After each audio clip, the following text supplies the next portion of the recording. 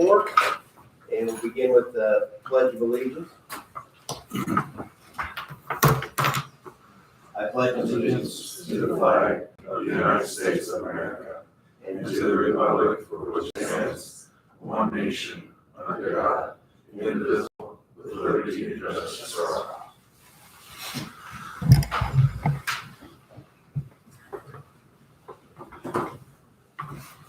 All right, we have a quorum, so we'll do business, and we have a few things to approve here. First thing being the meeting minutes from the January 16th meeting. Any changes? I'll move that we approve the meeting minutes. I'll second. All in favor, say aye. Aye. Aye. Motion carries. We have the payroll. Any questions or comments there? I'll move that we approve the payroll. I'll second. All in favor, say aye. Aye. Aye. And on the claims, I'm gonna wait a little bit on those. I asked somebody to go off a question on those, so maybe she'll get it clearly today.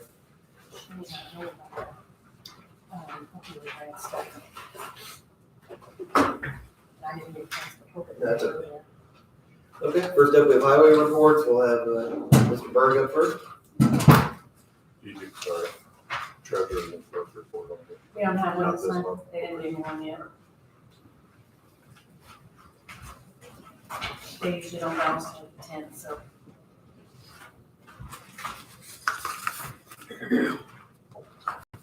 Thank you. Mara? Thank you.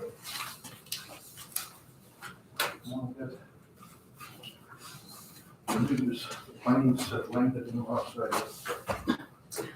Thought you might want to Tabor's picking your mind out. Good morning. Good morning. First thing up, I've got some part-time summer help recruiting.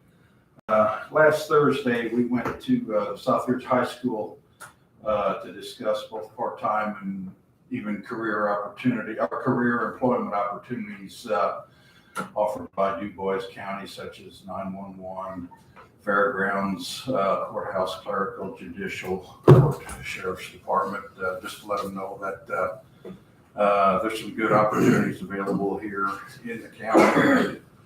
And I know we're always looking for help as well as other departments, and just try to plant that seed with the young ones and have them thinking about us as well. So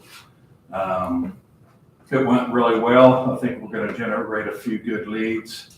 I've also invited Marky to join me at the student job fair, which is going to be held at Jasper on March 21st. You know, just to kind of get the word out a little bit. We're, still looking for part-time sprayers, and this would be good work for, summertime help for students and put a little money in their pockets. So that's the direction we're going there.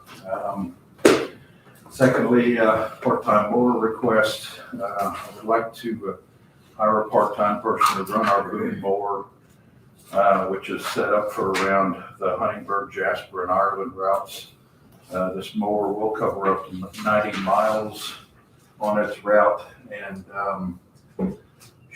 I anticipate that they can make that round probably in a month's time. So some of the higher traffic areas around here will be groomed a little bit better, which is kind of what the request of the public had been over the last several years. So we're trying to make that possible. And while he's out there, I want to try to get this mower to reach out there and do a few extra miles and take it off of some of the others so they can go around a little bit quicker as well. So I think it'll benefit us all. Is that what we talked about last week or last time? Yeah. And so I don't remember what happened last time. What was the end result? I think you wanted me to put together a job description, which I did. It should be attached to your handout. I had one before for the laborer portion. I simply put something together for the mower, which is the same description that our regular mower people abide by as well. So, And Mark, you looked at this? he hasn't yet, but I'll get it to him here this week and, He's out Monday, Tuesday, and Wednesday. Huh? He's at training Monday, Tuesday. okay. Okay, same way with the laborer. Is that what number one is? Yes.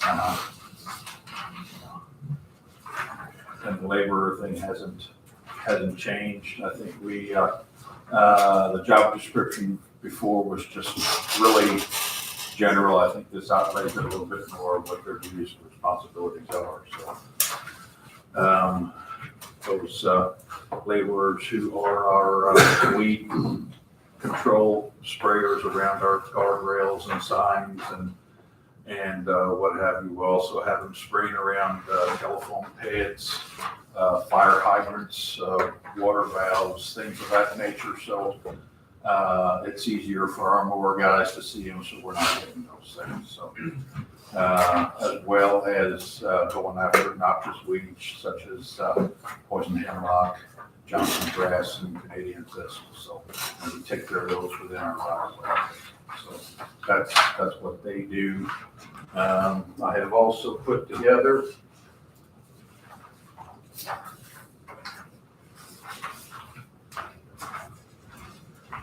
kind of a vegetation plan, what we're going after. So going to require a little bit of training, like a one-day training for these people, so they realize the specific targeting that we're trying to do. I was just gonna ask you that, so they know to identify which to spray and what not to spray. Mhm. Yeah, and the reasons why we're doing it. That there's just a handout of what we took to the kids at Southridge, so. But, yeah, it kind of identifies the areas of what we're wanting to hit and why we're wanting to hit it. Basically, we want the right-of-ways opened up, so if there's, a deer or, cattle or anything like that, that's out there, kids playing, that type of thing. The roadways are opened up and they're cleared back, and it just gives the driver a sense of safety there. So Sure. that's really what we're looking out for. So last time you were here, you have 2 part-time people already approved, and those positions exist. You want a 3rd part-time person, so we'd have to create a position. And you said you don't have funding for that position either, right? Or do you? I would be doing an additional for that out of highway.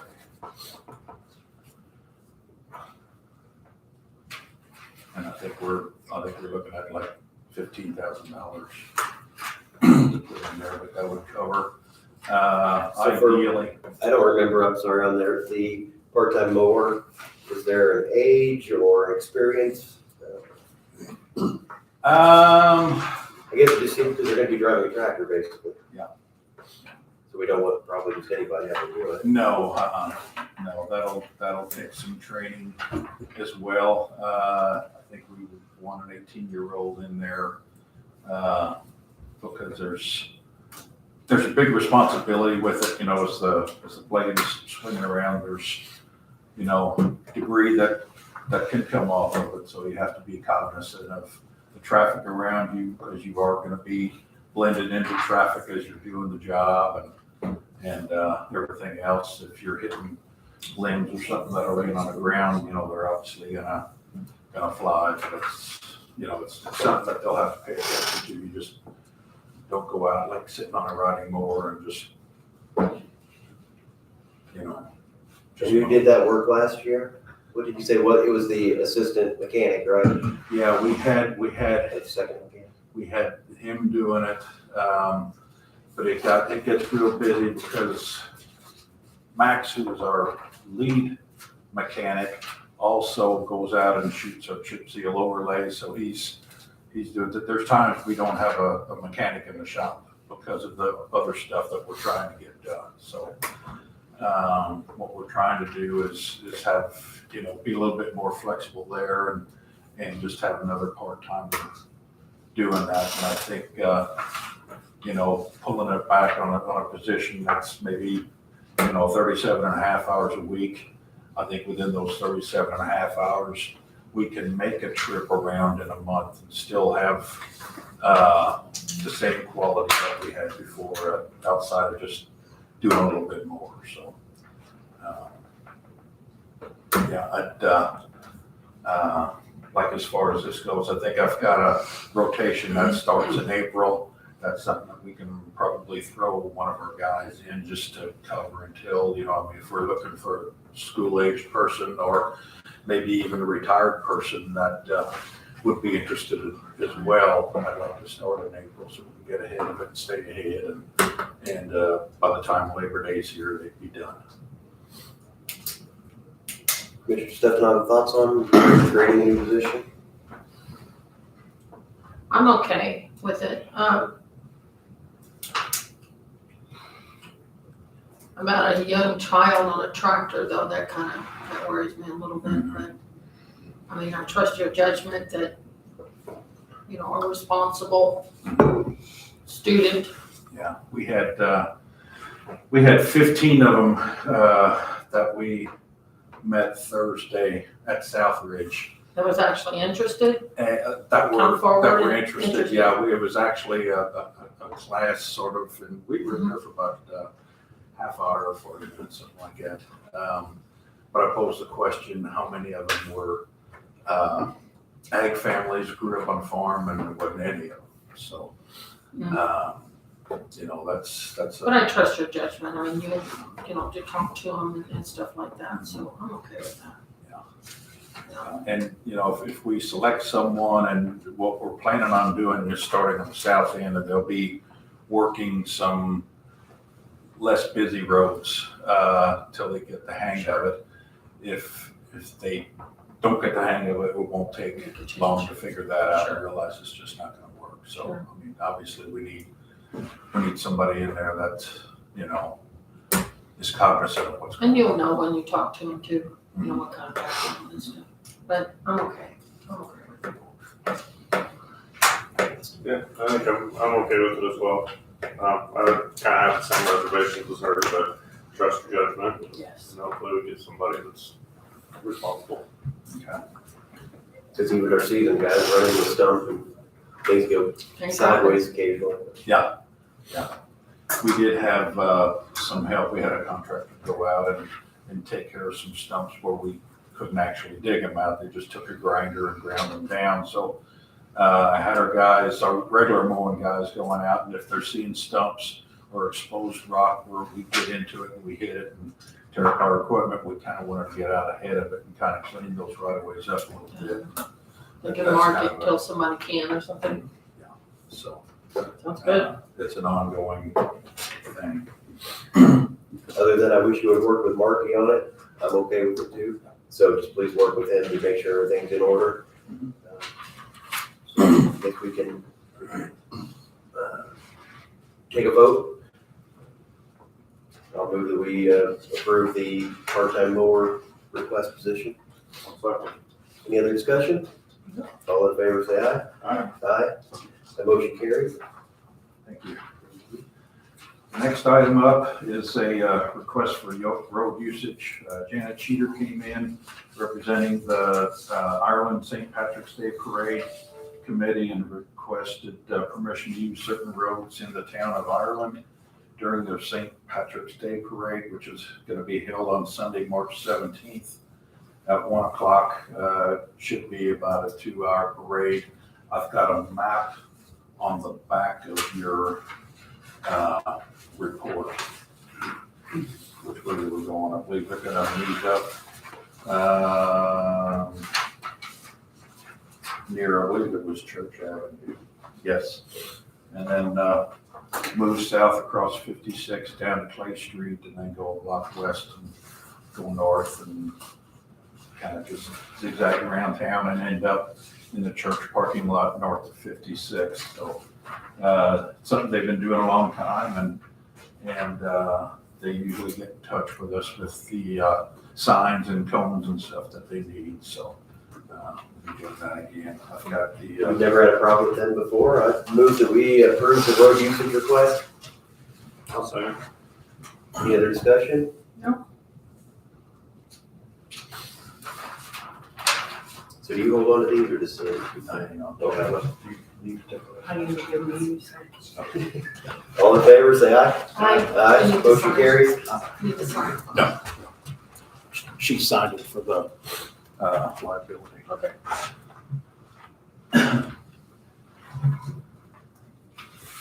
All right, next item, additional appropriation for dumpster site container replacements.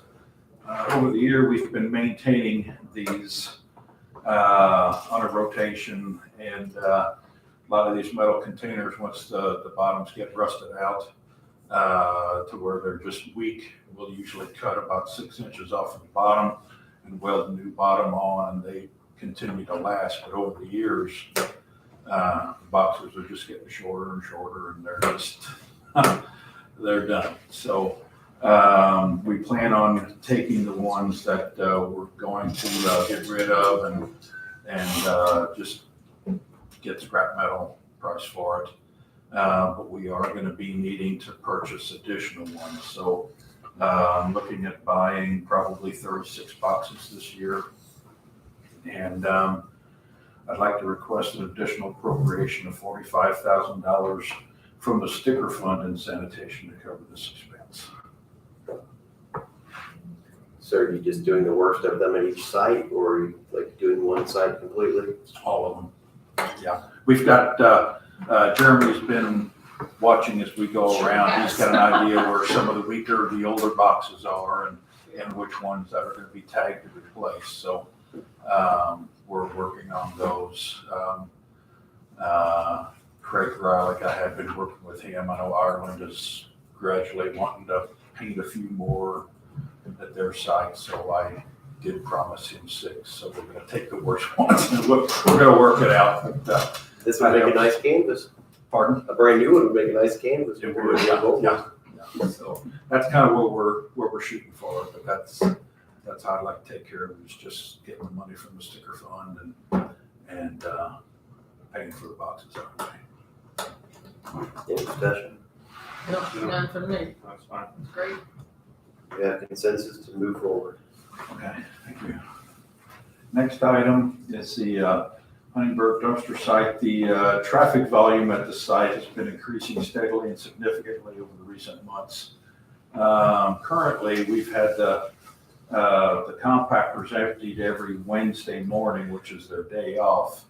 And there's also 12 spare boxes there for overflow trash to collect. So what we have done to try to make it last is once they're emptied and Thursday morning the people start coming in, we have the site attendants take the trash and put it in the boxes first so we can empty them Friday, so those boxes are empty and then they can fill the compactor. Well, after late Friday and Saturday traffic, everything's full, and there's just a lot of traffic up there right now. So we're looking into adding another pickup there. We're looking at a pickup on,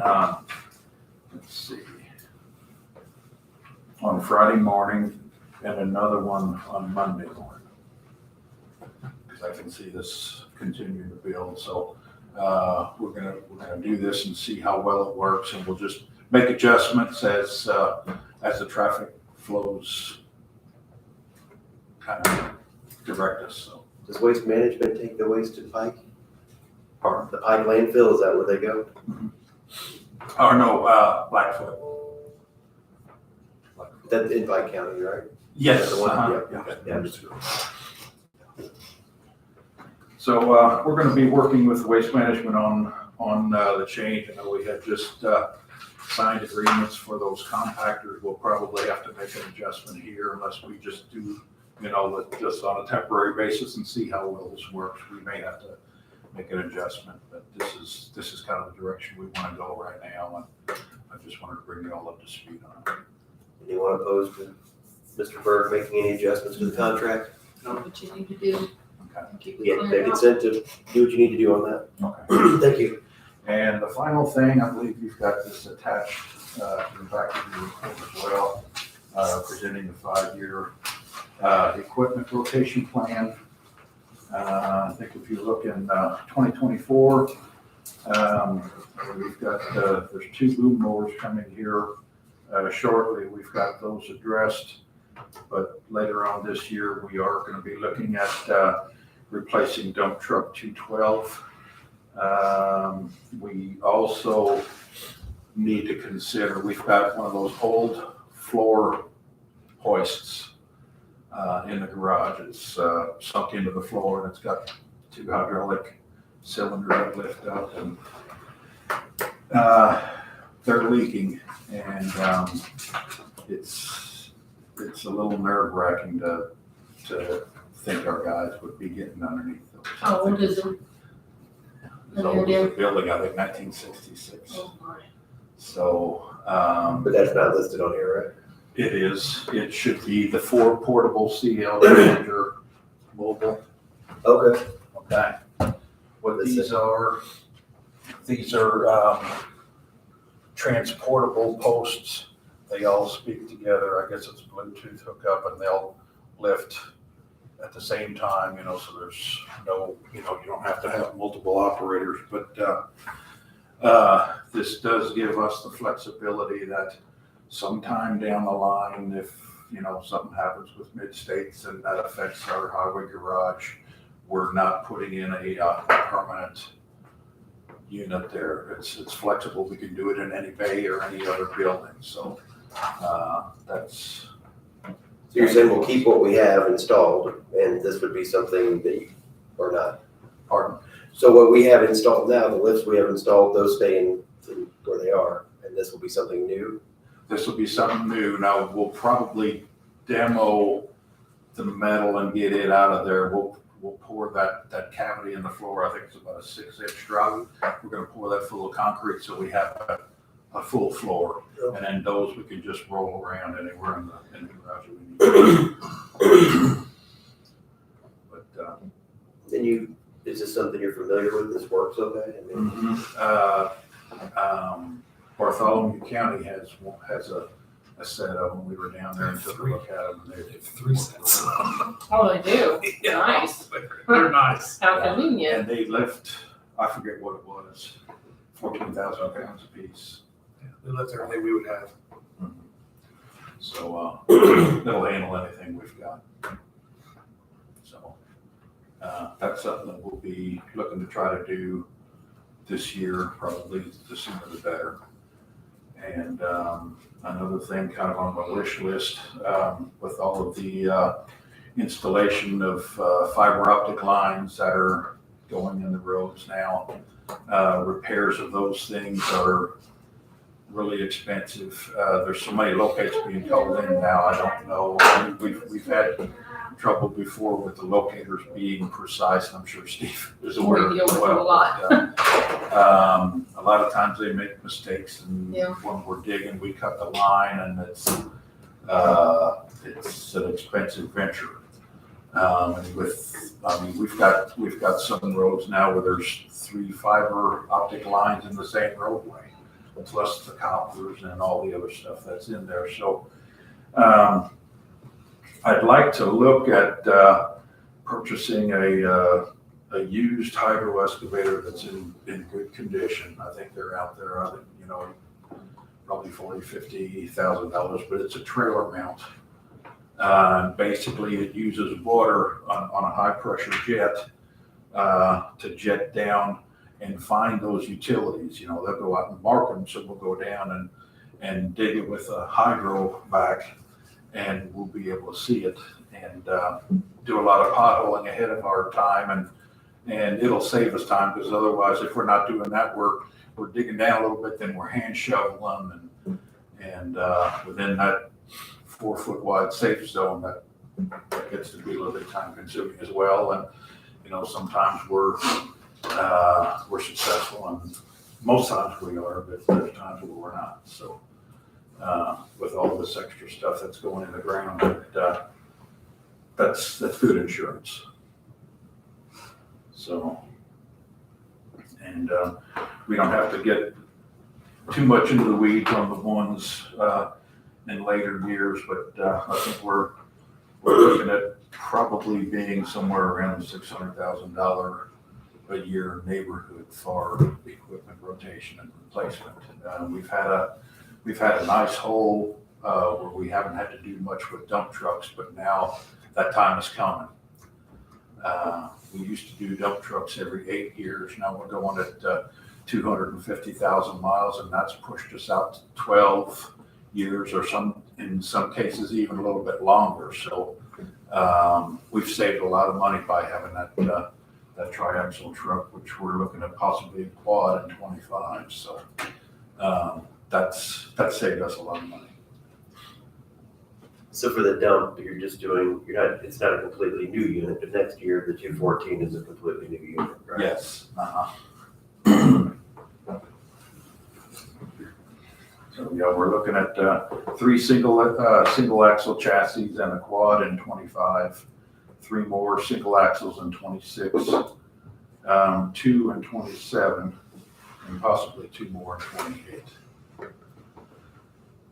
So, and we are going to have a discussion with the dealers that we usually work with to find out how long are we looking at before we make an order to have a delivery on it. So I think something like this would be good to present to them and tell them that within the next 3 years, if there's any plan or something, maybe we can get it worked in. So but anyhow, I just wanted to present this in front of you. I'm going to be going to the council later this month, and I was going to present this to them as well, so they're aware of what we're looking on. So You're satisfied that these are the most top 4 things that need to be done this year?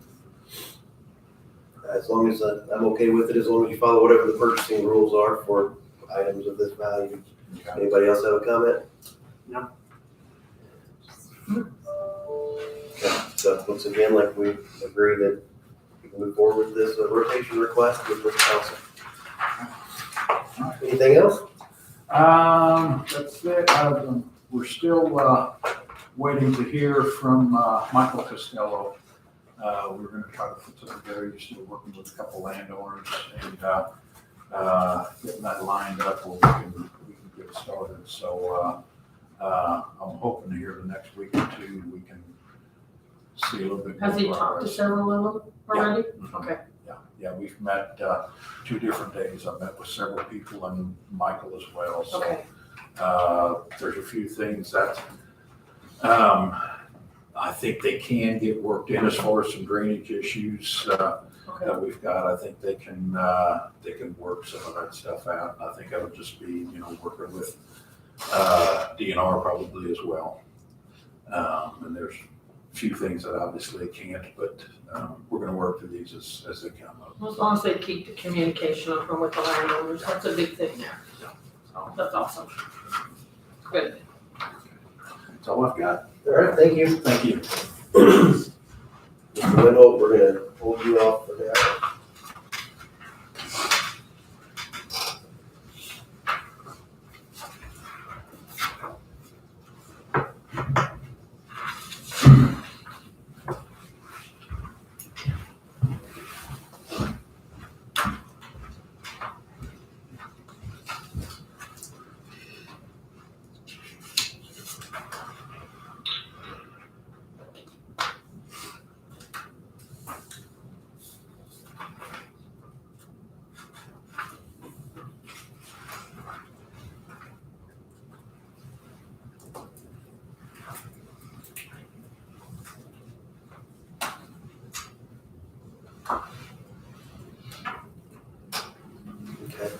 From earlier, we still have the claims to approve. Does anyone have any changes or modifications? No. I'll move that we approve the claim. All in favor, say aye. Aye. Aye, motion carries. Okay, Southwest Indiana Workforce. Good morning. Good morning. We're here again, Sarah Worstel, Executive Director of Southwest Indiana Workforce. We're here again to renew the local elected officials agreement. This is an agreement with each of our 9 counties in our service area The commissioners select either a commissioner or a mayor of a city of town or town of more than 5,000 in population to be their representative on an executive council, which oversees some of the authority of the workforce board. So designates a fiscal agent, also designates the board as the recipient of federal dollars to administer reemployment services. So the board oversees Work One offices in our 9 counties, as well as the Jobs for America's Graduates. 9 programs total, so Southridge, also 1 at Jasper. Is there a Work One office at DuPois County? Yep. Still, is it says? Yeah, You the just see Mhm. it, didn't it? Yeah. So in the past, it's the mayor of Huntingburg has been our representative for our area, but I haven't hit up Mr. Elkins yet. We haven't talked to him either yet. So I'll tell him that historically it's been them. Maybe encourage him just to continue that. I mean, I think that would work for us unless somebody has a Fine with different me. view. Yeah, that'd be fine with me. And have you had any problems with those people over the years? I didn't think you would have. They've always been very engaged, so that's I good. assume they would be. Yeah. They've been good people. Yes, and on April the 26th, we have our local elected officials breakfast. The 3 of you are welcome to attend. This year it will be held at a venue in Evansville. We will have the JAG students, the Jobs for America's Graduate students. They all competed Friday at the Career Development Conference, which is a signature event for JAG. They sign up for different career-related competitions, so public speaking, employability skills. There are 8 different competitions. One is Outstanding Senior. I will beat the news media on this one. It was a student from Jasper selected this year. So a young lady had really shown how JAG impacted her life and what her post-secondary plans were going forward. So we'll have a news release sent out to the media, but you'll get that jump on that. But those students that have gone on to state from our local career development conference will come back to that April meeting and talk about their experience competing at state. And then we will also have the newly appointed CEO of Ascend Indiana come and talk about the importance of modern youth apprenticeship programs. So hopefully you'll be able to make it. That's great. All right. Anybody have any questions for No. Sarah? No, thank you. All right, I think we need to look at your agreement, right? Or have signed, do you have it or just, you know? Say, not I've got a copy. I think I read it this weekend. I think we had a copy emailed to us. Yeah. Okay, it is one place for one person to sign, and if you two want to look at it before we sign it, you can. Or if you have an opposition to signing it, you can say that as well.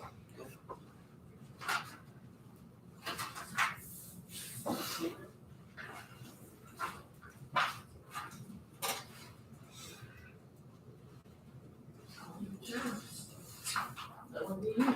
Okay. I'll make a motion that we sign the local elected officials agreement with the workforce board. A second. Any discussion? No. All in favor? Aye. All right.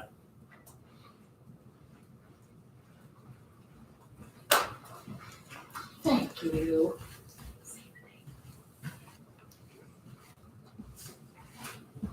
Thank you.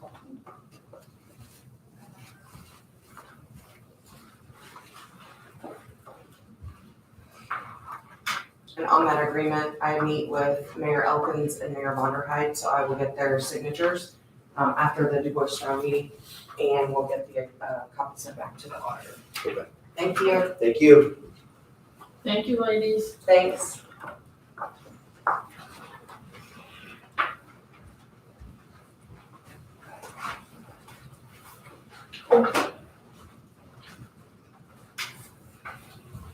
Mr. Wayne, do you need more than 10 minutes? Probably. Would you like to get started? I can. Okay.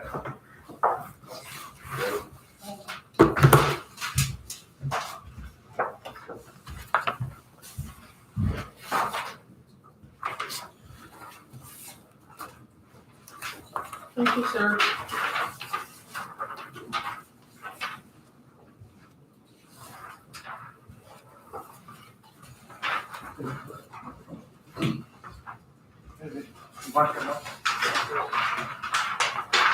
Okay, Safe Streets for All, there's nothing major to report, they are working. I actually got a status report on Friday, and everything's moving forward. But like I said, there's nothing to formally approve. The Dove Solar Park, they'll be here later today. Actually, they're in here now for road use agreement and seeking approval of signatures. You guys did receive those agreements, right? So you guys are versed, okay, good. That's all I just want to make sure about that. Light Source BP, so they are also in for, they are not here, but I will email you out the final version of the road use agreement. They made all the changes, correct, Greg? I mean, anything they were disagreeing on. Yes, they made. So that one appears to be pretty acceptable as well. Then CCMG for 2024-01, that was submitted on January 16th. Just waiting to see on that one. And the next one, surplus equipment plotter. The Gov Deals trial. I got 0 bids. Nobody even, so,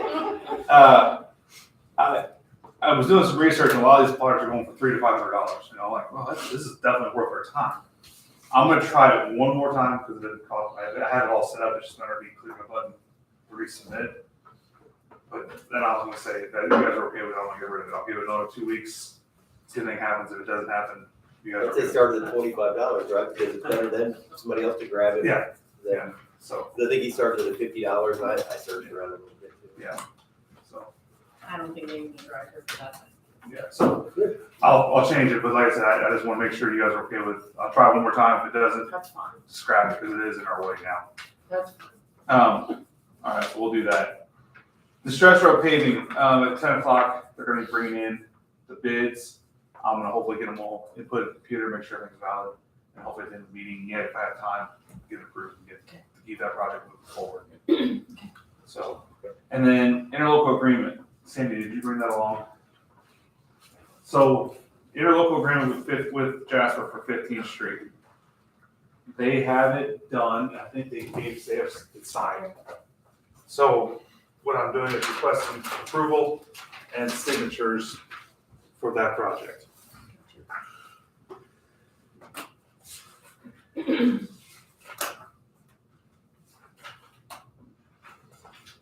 There haven't been any changes, have there, No, since last time we discussed it? exactly.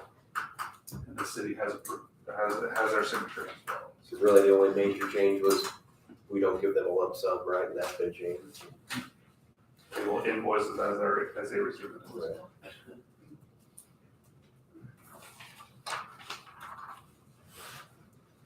All right, anybody, you need to review it again before we vote? I'll move that we approve signing the interlocal agreement with the city of Jasper for the 15th Street project. I'll second. Any other discussion? All in favor, say aye. Aye. Aye. Aye. Motion carries. Within 10 minutes, well, You're good.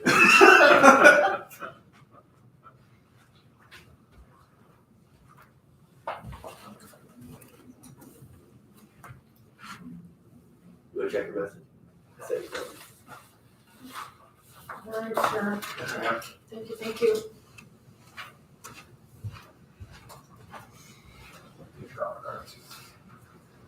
It's 5 minutes before your time. Are you ready? Me? Yes.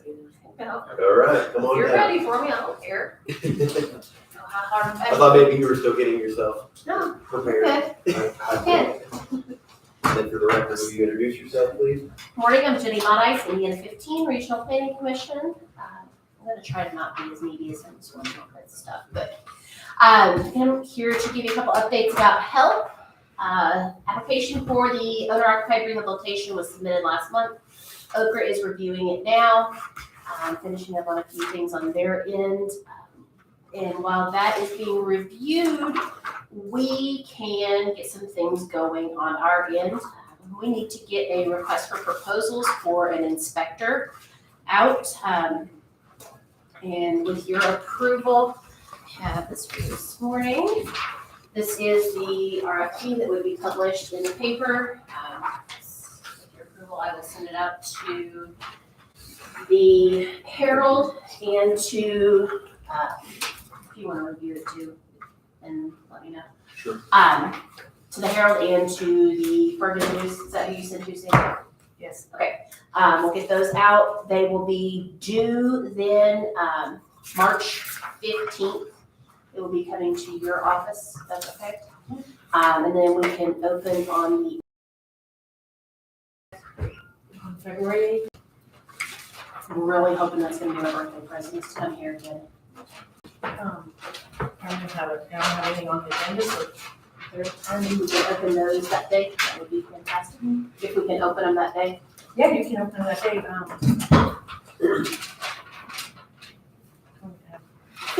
When would you open them again?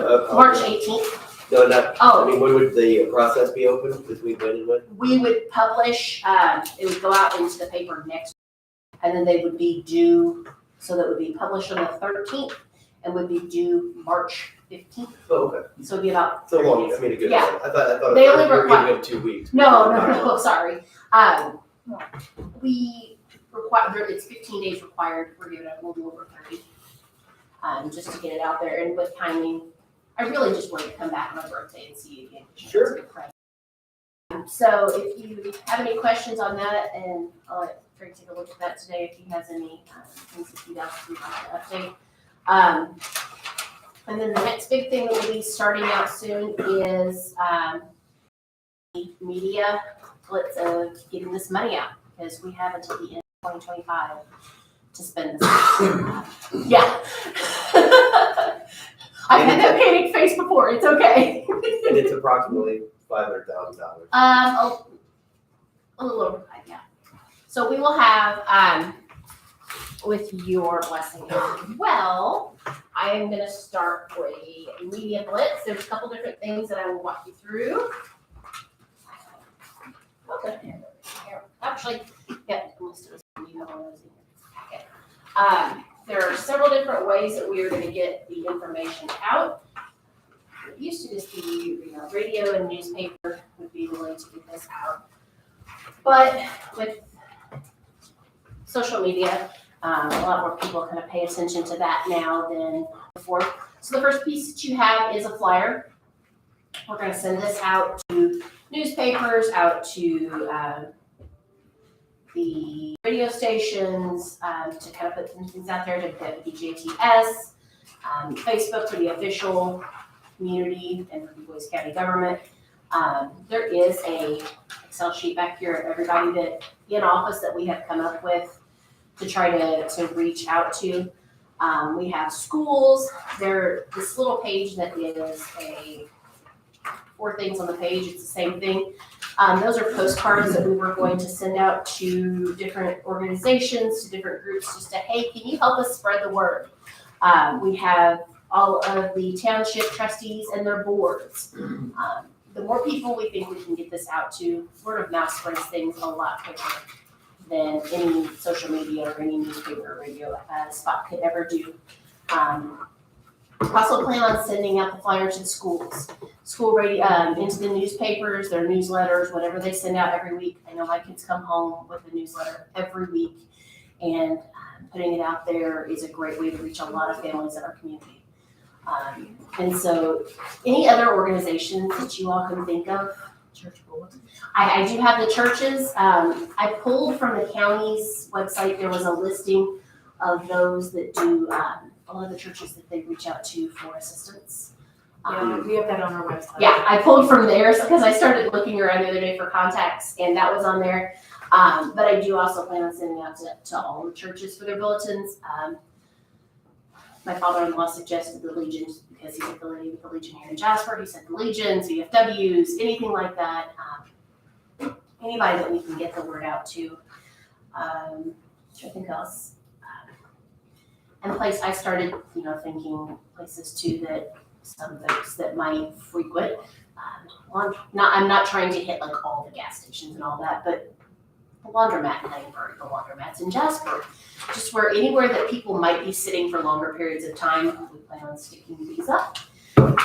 So with your blessing, that will be starting in the next, probably by tomorrow. I'd like to get those out. Anybody have any questions? No, it all looks good to me, and I'm excited about getting it done.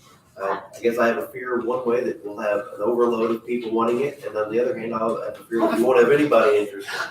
Those are the things that keep me up at night, is that, oh my gosh, are we gonna have enough people that we're gonna please be applying? And then it's oh my gosh, what if we have too many people? But then I think that comes as get your applications in, get everything qualified, and kind of on a first come, first serve. And two, I suppose if within the next 6 months, we don't have the numbers coming in that we want, then I guess we could do as we drive through the community, looks like that person could use a roof. Let's reach out to them, yeah. Reach out to people individually if we need to get to that point. We have the application packet and everything is ready to go. I am ready to qualify people as soon as Oker gives me the go ahead. What information will a person need to bring to you? There is a pretty lengthy packet. They will have to have tax returns. They'll have to have if there's SSI, anything like that, Social Security. They'll have to have a deed to the property. They'll have to have all those things. So there's a pretty thick checklist and packet. I can send that all to you as well if you'd like to take a look at it, Can a deed be provided from the county or just a copy. instead of a homeowner having to Dig go it out out, here and deal with it? Maybe is that something we can do to make? I want to break down the barriers as much as possible because some of these, the folks that I've worked on with on a similar package, some of them are elderly. And getting in here and knowing where to go is hard. Right, that would be a barrier. They may know where their tax return is if they have one, Yeah. but they may not know how to get a copy of their deed. So that would the recorder have that ability to send one of those out, or would have be good too.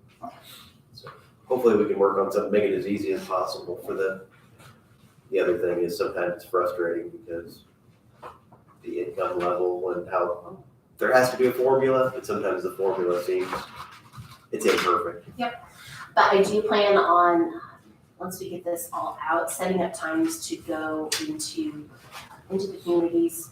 If there's time, if there's space at the library, if there's space at the town hall for a little bit, if people want to come there, and if they have questions about filling out the application, because I know technology is a barrier. Either they don't have it, or if they're like my parents or grandparents, it's hard to use and you just don't get it. So I don't want that to be a barrier for folks that really need this opportunity. So if a person, say an elderly person, reads it in the newspaper and they call you, then you will mail them a package if they don't do internet? If I can mail them a packet, I can set up a time to meet with them somewhere. Okay, so you're willing to do all of that, so that's great, Yes. Jenny, thank you. I don't have any comments or concerns really. That sounds good. So are we good to send this out to papers and we're gonna start getting this out? Anyone opposed? You don't need to ask what time you're gonna come back here, or you don't need that? I didn't know if that had to be in your ad, will get with you on that afterwards. because I can put you at 9 o'clock on that. 9 o'clock would be perfect.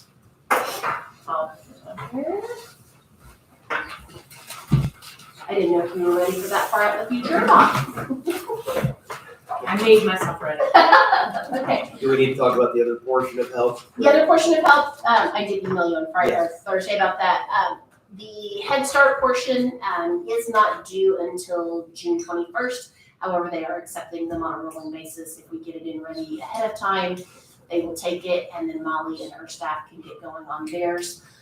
The only barrier that we have to that, and this is something I had to kind of work with Sandy on, Okra, another hurdle that we've had with health is that we have to either have spent or have obligated the funds for each portion of this project. So we had to obligate or have spent $700,000 for the OOR to be able to receive that funding.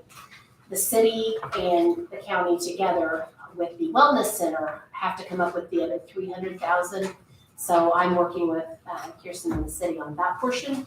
And once that funding has been either obligated in a contract to design or to engineering, whoever, we can get those funds going as well. And So it doesn't really matter where that money, No. that 300 comes from, as long as we have proof that. as long as we have proof that we are spending, That's the portion of the regional sewer district that we're spending out of our ARPA money. Yeah. And Alex said we can make that work. Yes, Because but it's we still did have, towards the project. the city is obligating a lot of their funds towards the regional, or to the regional wellness center. However, they're not all the funds. So we're kind of looking to see, okay, how can we get those ARPA funds spent in a timely manner to get this application in by June, so. We have some more that we spent for sewer districts, so Awesome. that might help. Yeah, he's kept that as that last email that we got from you, did send us over, so we're good. I will hopefully at our next meeting, give you an update on that, and hopefully we'll be closer to getting that submitted and get Molly and her team going. So that's due in June, you said? We have to have it expended or be under contract by June, with the funding so that we can show and then the application can go in. Yep.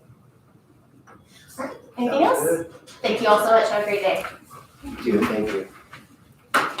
Okay, let's do, if we already have to, a few minutes ahead of time, or let's look at a couple miscellaneous I things. did.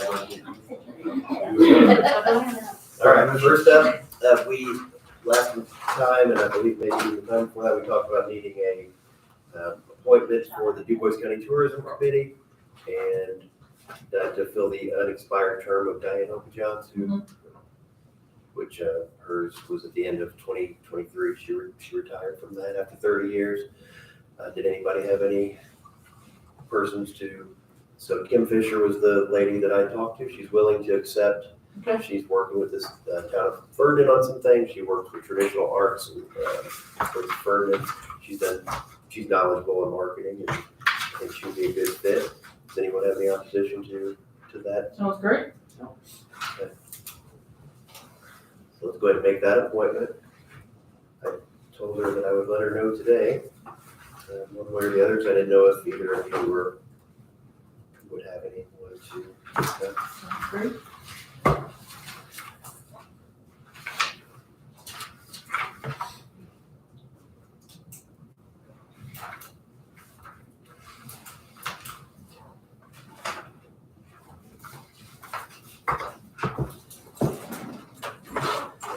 Okay, just to make it official, I'll say that I move that we appoint Kim Fisher to the Du Bois County Tourism Committee to fill out the rest of 2024. Any other discussion? All in favor, say aye. Aye. Motion carries.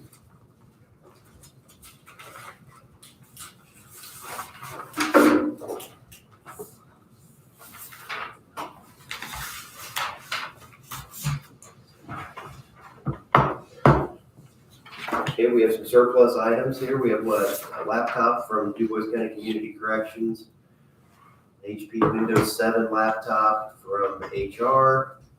We have a black office chair from probation. It's sitting in the hall. Marky has a chair in his office as well. It's a vintage model. I think all of these have been examined and people have had the opportunity in other offices to take them and use them if they wanted, but they are still remaining. So I would move that we declare these items surplus for disposal. Second.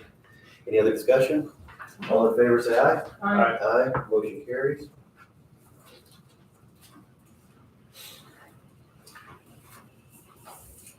We have Mitel Telecom Care Agreement. So this is something we've been doing for a couple of years. It covers items related to our telephone system.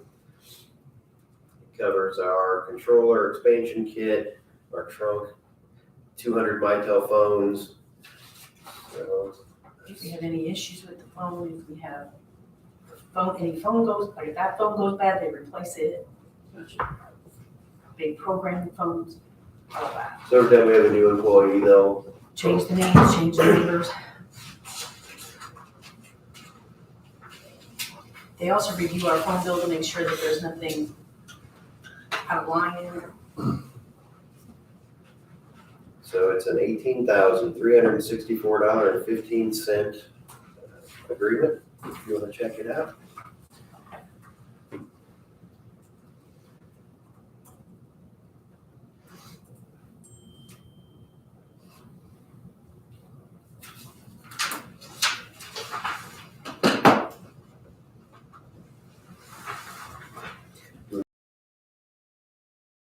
No, I just presented it for you to review.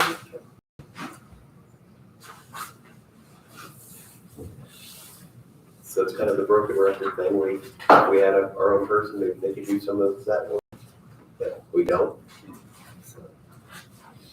That's where we're at. That's just the phone systems. We pay additional for the, Computers, my insurance for the computers are separate. you know how much that is? Top of my head. Yeah. Did you initial anywhere or anything? I didn't see anything on this. There's a spot here for the customer, so I can fill that part out. I'll move that we approve the renewal of the telephone. A second. Any other discussion? All in favor, say aye. Aye. Aye, motion carried.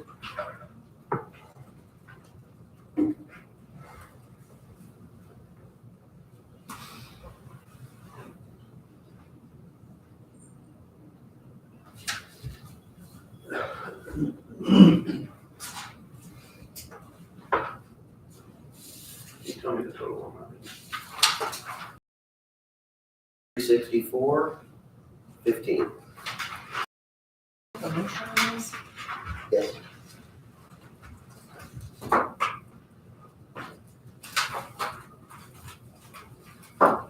Mr. Hope, you'll be up next.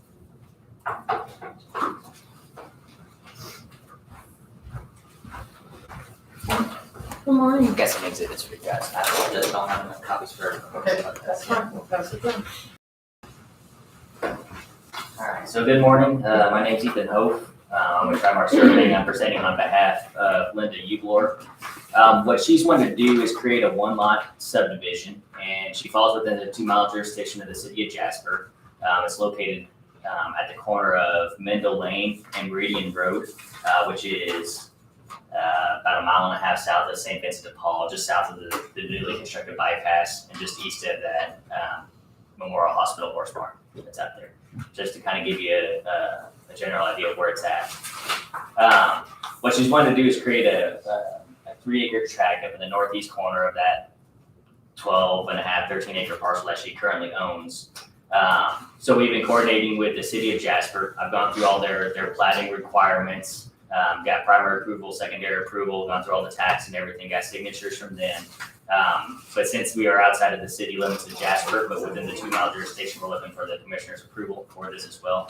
There will be no additional dedication of right-of-way, since Meridian is going to abut Meridian Road, and Meridian Road already had right-of-way bought during the construction process of the bypass. They relocated the road, and so all that was purchased at that time. So it's literally just cutting out that 3-acre parcel, no additional dedication of right-of-way. The only other thing with that was that we got a water line utility easement that came off of Mendel Lane, kind of came up and around the west side of the track in order to serve public water too. You guys know water is along Meridian Road.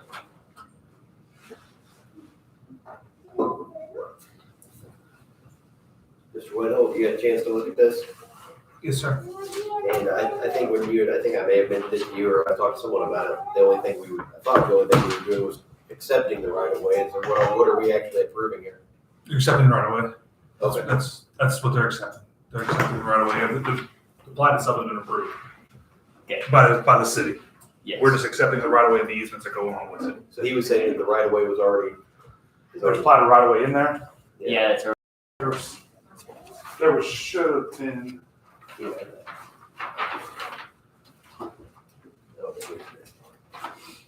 And also the easements, and also the drainage, and utility easements that go around the outside.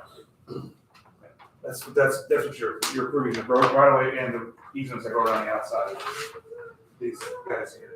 drainage easement? Drainage and utility easements, it's right away and the easements. Did you see any issue with it? No. I didn't see any issue with it. And so will there be an official one of these that we will have to sign? Yes, I have signatures from the Okay. city, so all I need is signatures from the commissioners. I have no problem with it. Anybody here have any Okay. issues, questions? I'll move that we approve accepting the right of way and easements for the subdivision that's presented here. I'll second. All in favor, say aye. Aye. Aye, motion carries. So you want us to sign them now? Either send them now, or there's several copies. That's If you fine. want, I can leave them. I think we sign them now. How's that sound? We've done this before. Color doesn't matter, does it? No. So page 2 is probably what you're looking at, being the sign.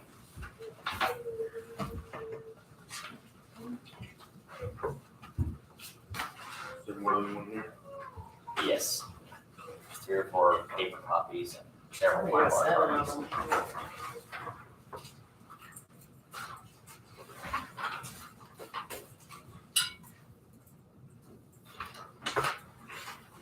I got 3, if there's more, please let me know. First one? 7, 6. I'm thinking there was 3 paper and 6 Mylar, I believe.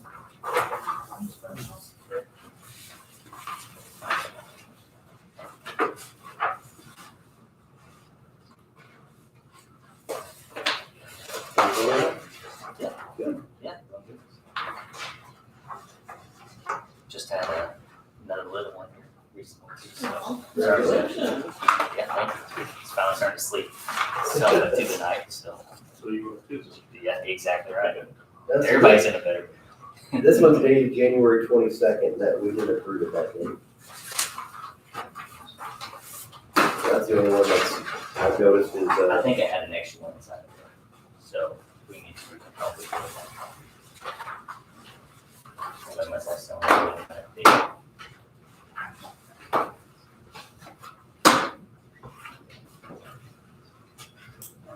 so I can go back and fill in this.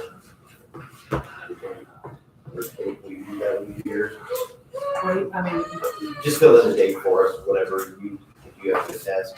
And this one, I don't know if we wanna strike that, just so they say it's not, whatever. Yeah, I can keep that as my copy, so that wasn't house. That's why I did it.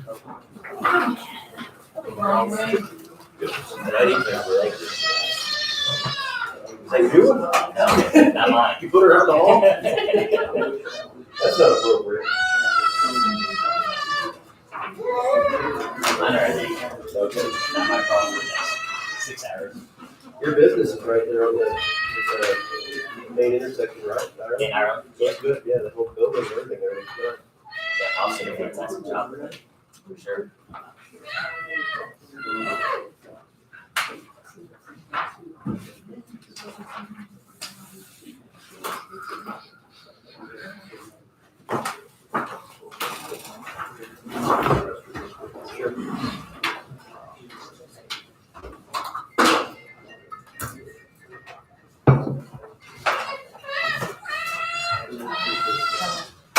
I think I've signed everything I need to, and so, any success to you.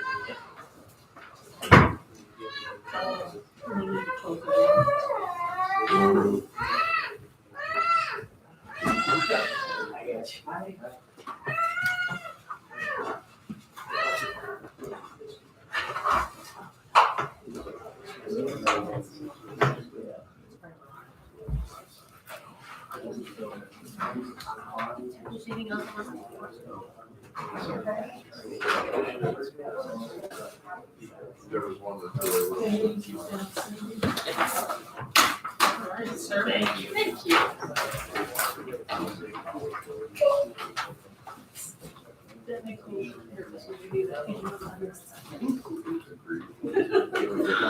No, I was just looking at his agenda, See what was next. see what was next, see if I wanted to stick around. You should, it's exciting. I know it is. It's good times. And I got to see Sam Saturday. Mr. my grandson's going on summer day. I'll see you Saturday then. He didn't feel good, he's going home sick today. So it's in my attention that they're not really- That's how we had, this one, You've been because notified. Jasper, I trust him. We had two of them. It's in our, I believe it's in the appropriate. And now, and that was so practice, so.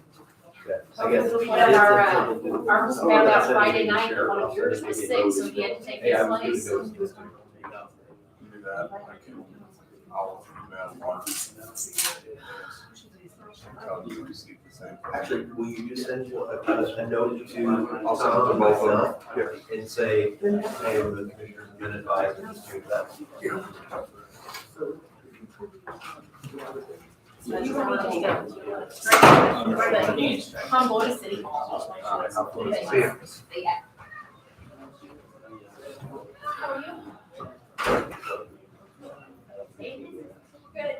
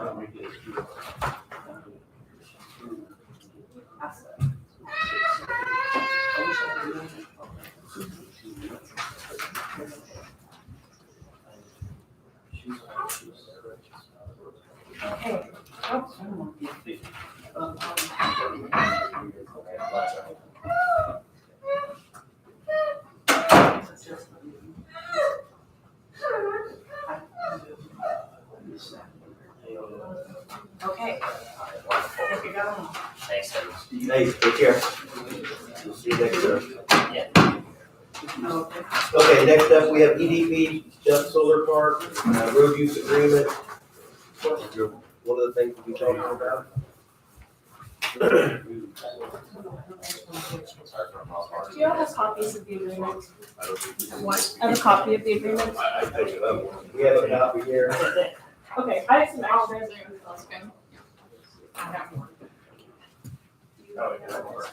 Let's see. If you need it, I don't have to have it, I suppose. Do you need it? I don't need it, yeah, that's for you. Thank you.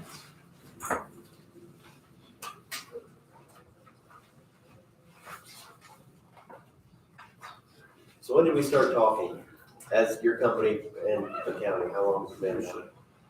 We've been here probably since 2019. 2019? Yeah. Okay. So it's been a while for sure. So at this point, we are up to, I guess locally it'll be called Duff Solar Park LLC, which is a subproduct of EDP Solar, right?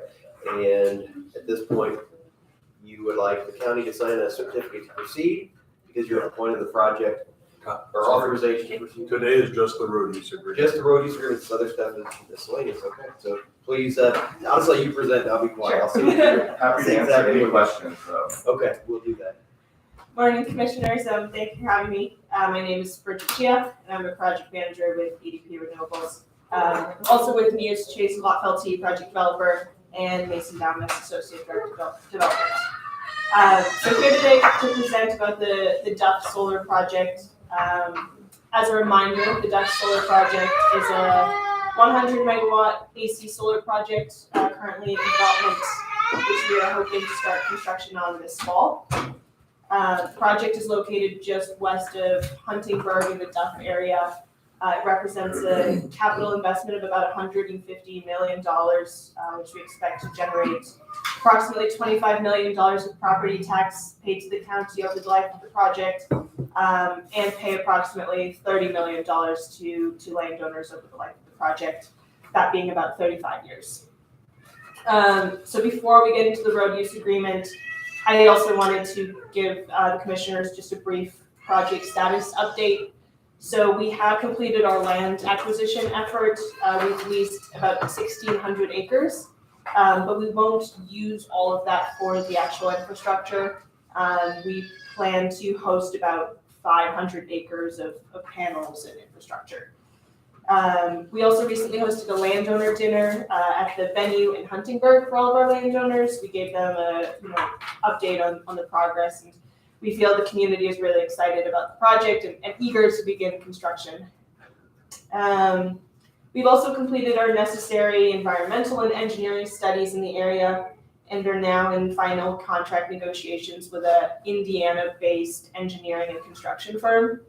I can't announce the name yet, but we'll be working hand in hand with them on finalizing the layout going forward over the next few months, and prepare for construction, like I said, later this year. We're also actively responding to multiple requests for power from local utilities. So we have a financially competitive project and we hope to sign a commercial agreement with one of them soon. And then finally, we're here for the road use agreement, but we are planning to work with the county to sign a decommissioning agreement and then also apply for the commercial solar energy permit soon, probably within the next 1 to 2 months as well. So I'll pause there if you have any questions on the project generally, otherwise I can get into the road use agreement. If I can interject real quick. I know, Board, I told you that we forwarded on the permit and there were some more discussions, which is why we're waiting to still have those. I did reply to your email this morning. I'm gonna meet with our team to discuss that permit process next week, most likely, and then figure out the next steps for that, which is why it's just the reviews today, so.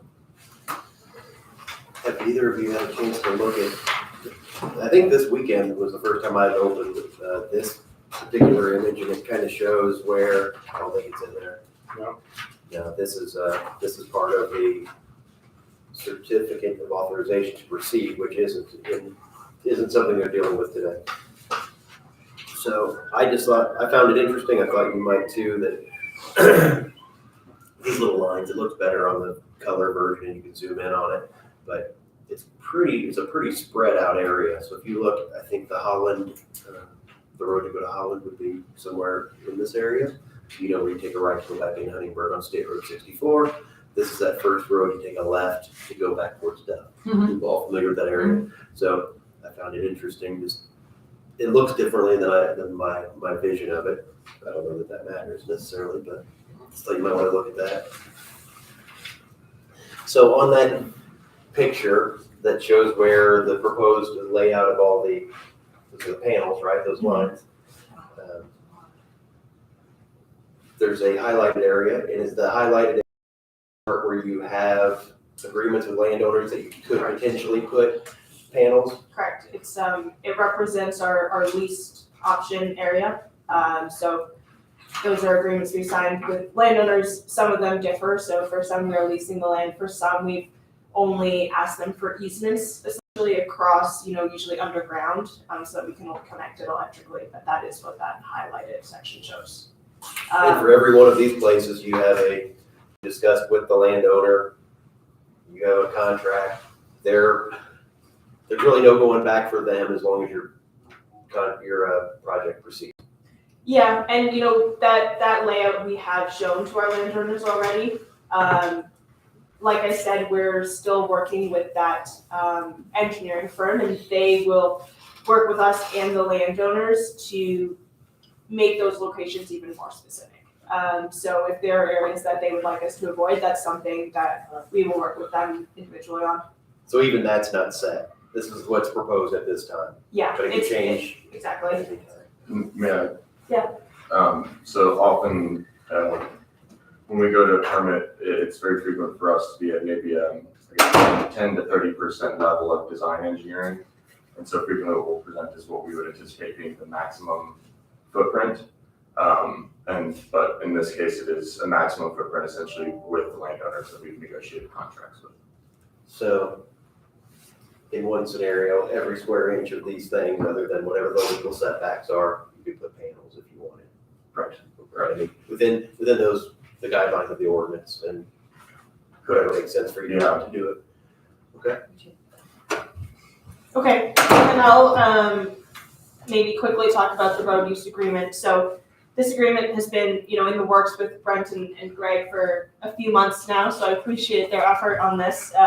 It's based off of the forum that has been used at our other solar projects in Randolph County, where we have a 200 megawatt solar project in operations and actually a few more under construction and development. But we did work with council also to confirm that it's in full compliance with the DuBois County ordinance.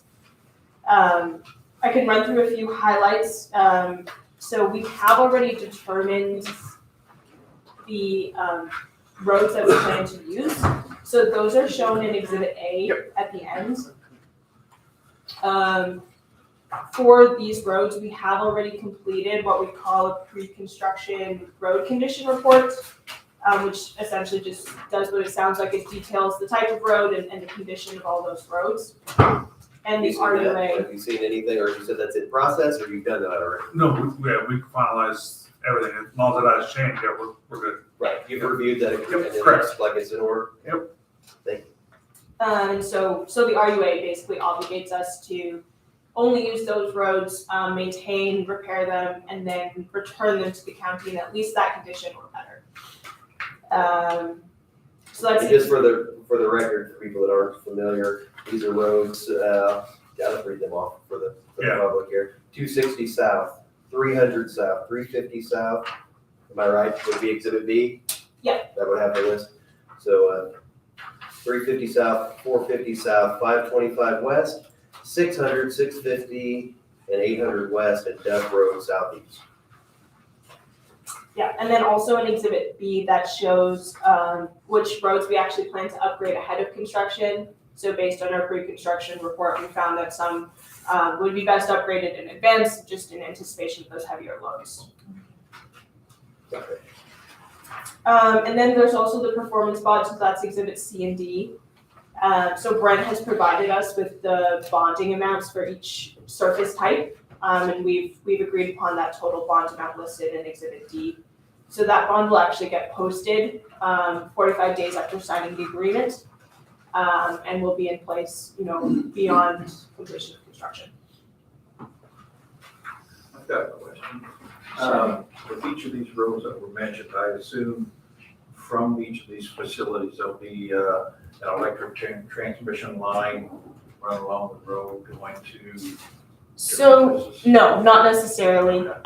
The agreement does allow for us to place transmission infrastructure in the right of way if we need to. That is not actually our plan. We tend to do most of it through private easements with landowners, underground. And that would, The points where mentioned in the RUA are really contemplating perpendicular crossing locations where we have to go through the right of way at this point. Okay. Because it's probably better for you to go a straight line through people's Yes. property instead of following a road. And I think the RUA still obligates us to go through the regular permitting process for those You crossings. still have the permit crossing, you know, Yeah, correct? I think that was a very specific point that we discussed. Yep, that one.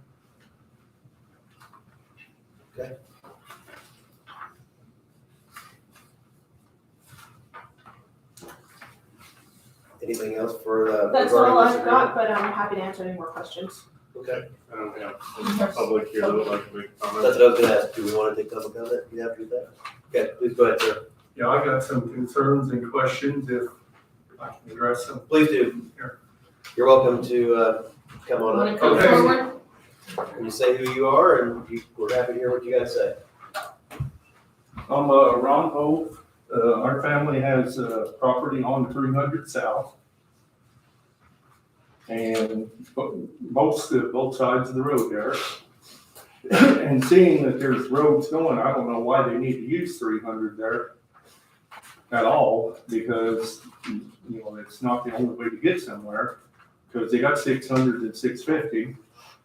But if you look at the road upgrade plan on page 22, 300 South is 16 foot wide. That's the narrowest road on the whole thing. And my guess is you coming in from 650 west, you wind around some hills if you're, and then you go on the edge of Duff. So they're probably wanting to come in from 600 and go on 300 and backtracking. And because they don't have the road through Duff, because they're not going through town. So they're going past the farm there, one of the narrowest roads. And, safety factor really, that narrow road and hard telling what kind of traffic they're gonna have on it. And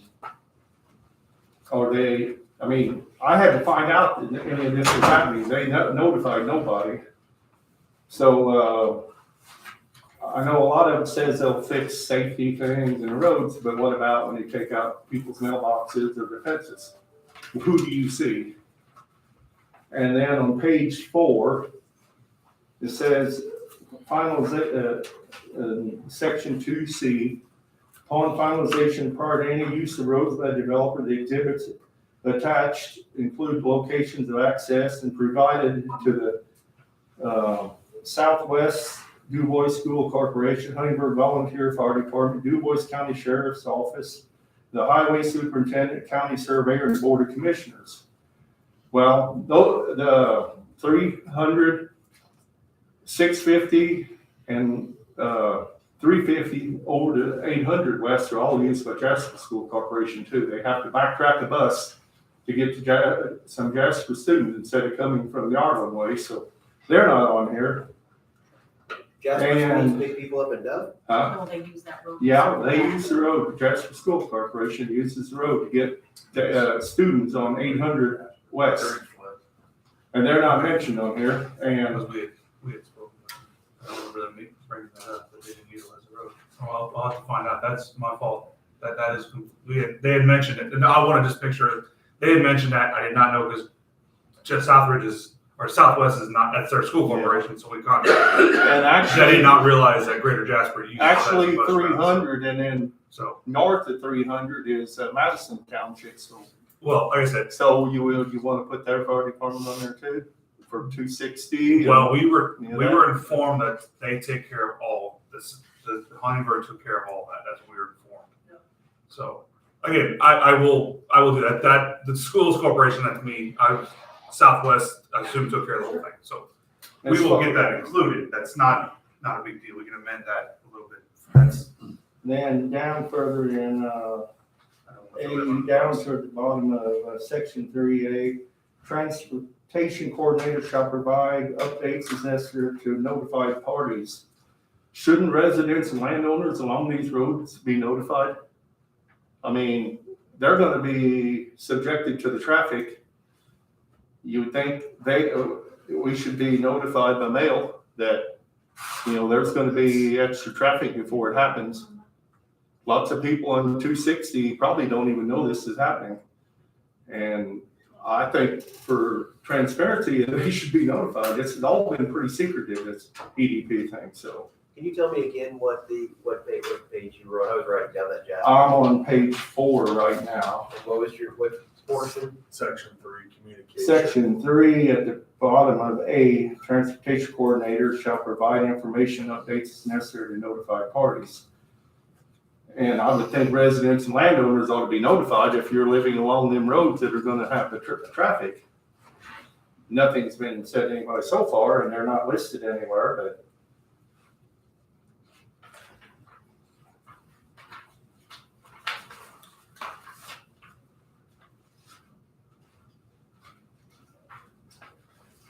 So if they do damage property that it's not county property, like your mailbox or fence, who do you see? This transportation coordinator, or who do you see? You call the sheriff? I don't know. I mean, we're on a narrow road they're trying to farm, and it'd be nice to know if they would notify you this certain month, we're gonna have heavy traffic, so we can try to watch our operations some, so somebody don't get injured or killed from a narrow road with all this traffic. That it's a 16-foot road. And, I mean, there's a blind hill on it too, which could be widened a little bit, So, I mean, that's. Do you have other comments besides those two? Basically, road, let's see. Highlighted here, mainly notification of schools and. So you were saying Jasper School Corporation and possibly an additional 5. They use 3 of them roads, they use 300, I think, they use 350 and go to 800 where the students are on, 800 west. They use all those. Does the developer have someone, I don't recall, that is going to be a transportation coordinator? Do you guys have one for your project? I don't think that we've identified a transportation coordinator as of yet, but it'll be one of our project managers. So I guess then the question would be, landowner has a problem, are they gonna send notice to who their coordinator is or who they can complain to when there's a problem? Because do we call the sheriff's department and say, it ain't our problem, who do you call? If somebody smashes your mailbox. Or whatever, yeah. Right, I mean, just for example, damage. Yeah, who do you report to? Who do you ask? My assumption would be from a legal standpoint, whoever did the damage would be who you would, just like if I drove by your house and hurt your mailbox, you'd deal with me. If you think that it was them that did it, I'm sure you could contact one of the commissioners or the highway department. We would put you in touch with whoever their Their representative is. transportation coordinator or Right, so project manager. Well, if no landowners are notified who these people are, they can't get home from anybody. And I think all landowners should be notified of this road use thing. It says on there, these certain people will be given this map, but I think every landowner and resident on any of these roads should be sent a copy of this. Really. I mean, they're paying the property taxes and most of them to the center of the road, and we've been here all our life. But, somebody coming in, we shouldn't be in danger secretly. We should be let to know about it. So I think something ought to be put in there. You get, the people been living here forever, know what's going on. thank you for your feedback. Yep. Did anybody, do you want to make any Honey? response to that? Same, pretty much the same. Okay. My kids ride the school bus and stuff, and for safety, they're very secretive of what's going on. And very, very shady. We've had a lot of problems with them already. They've lied to us several times, but that's all I'm gonna say. Are you a landowner that's under Yes, I am. contract with them? No, I have not signed anything, and I will not. Did you want to elaborate any more on what you think they've done or that's unbecoming? They've hired a lawyer and a few other things. Or should I say, They're very dishonest in every way in our dealings with them in the past. they called a lawyer and told them we fired them here a couple of years ago. We did not do it. Several other things have been going on, and they wanted us to sign an easement. Well, the easement was, we can put panels closer on all your property. Well, we have property adjoining a lot of it, and it's not gonna happen. Just for that fact. State your name and let us know who you are. Arlene Fleck, a landowner. Okay, do you live on one of these roads? That's I live on 650, 650, okay, and our farm is on 300. okay. And we do a lot of traffic between 300 and 650 to our land that's adjoining between 720 and 650. So we have wondering, if they're gonna tear up the roads, if we can't have equipment, that kind of thing. Yeah. And for the safety of us and all the other neighbors that live there. Because we have to operate, different entrances and outlets Right, I understand. on 300. As far as I'm concerned, they can just scrap 300 off there, but, otherwise they need to at least widen that hill or do something. And I feel as a landowner, we're paying property taxes. They need to We need to notify know. people. Not just us, the rest of the people the roads are, because I own the road, he owns the road, so they can do what they want with the road. We have an option to the county, so if you sign that rights over, what rights do I have? I get it. I mean, we've been paying taxes forever. These people from Portugal coming in, using the American taxpayer subsidy dollars, to put in the solar farms. And my other concern is that we don't have something that happens like Boone Township, the gold line. That all of a sudden we have a hailstorm and they leave. They don't own the land, they have no right, they have no things that they leave. And then you have messed up roads, so hopefully you got a big enough bond and you have it up front in cash that you are good. Because I've heard a lot of people tell me other places that's what happens. They lease it, they have a hailstorm or whatever happens, and they just leave. They don't care. I mean, if I was from Texas up here working, I wouldn't care about you, to be honest. But that's my opinion. Okay, thank you. Is there anyone else? Okay. Anything for me to be that you'd like to respond or no? Yeah, may I? Yeah, please do.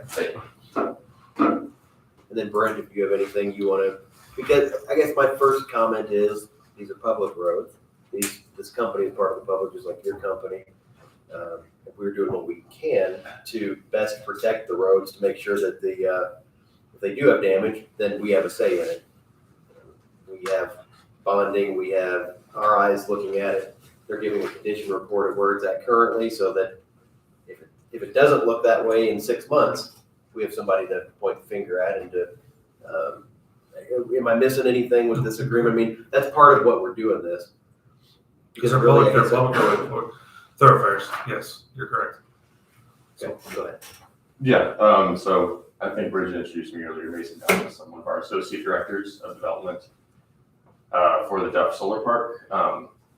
Yeah, I don't mean if we're coming off shady, that's not my intention. That's why we want to attend these public meetings and make sure that folks know who we are. And I'm happy to get out my contact information for any folks that have specific questions. But I think in particular to talk about the noticing, that is something that we definitely can do prior to the commencement of construction. Is if there are folks with residences along these public roads, we can provide notice with week, 2 weeks, or what is reasonable prior to the beginning of construction. The actual conditions during construction obviously change day to day, and what we've done in the past is actually allowed essentially a URL, a website where folks can go to and see updated regularly what the expected conditions could be. And what we could potentially do is in that initial notification to landowners is provide that information of that URL and where they can continue to get the live updates. That way it doesn't have to be recurring mail, which may honestly for certain things be have changed by the time they receive the mail. That's something that I think we've implemented in the past. We hear the concerns and would definitely be open to that. So you're suggesting that you can, to the point of Mr. Hove, you can put out the post office used to have every address mailing that you could send out something prior to the time that you're going to start having your vehicles on the road and say, this is what our expectation is. We're going to start on this date and this date. Yeah, exactly. But I mean, would that be a single notification, you think? I would anticipate a notification prior to the commencement of construction that gives folks basically a place where they will be able to get recurring updates if they desire. Okay.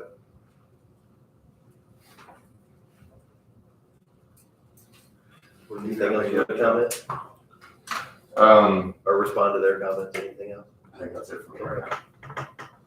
So are you familiar with the roads? You've been out there, are you the one, or who's really the main person that's been out there working on this? A number of us have, Bridget and myself, yes. So to his point, is 300 South a road that will be one of the less utilized out of the ones listed?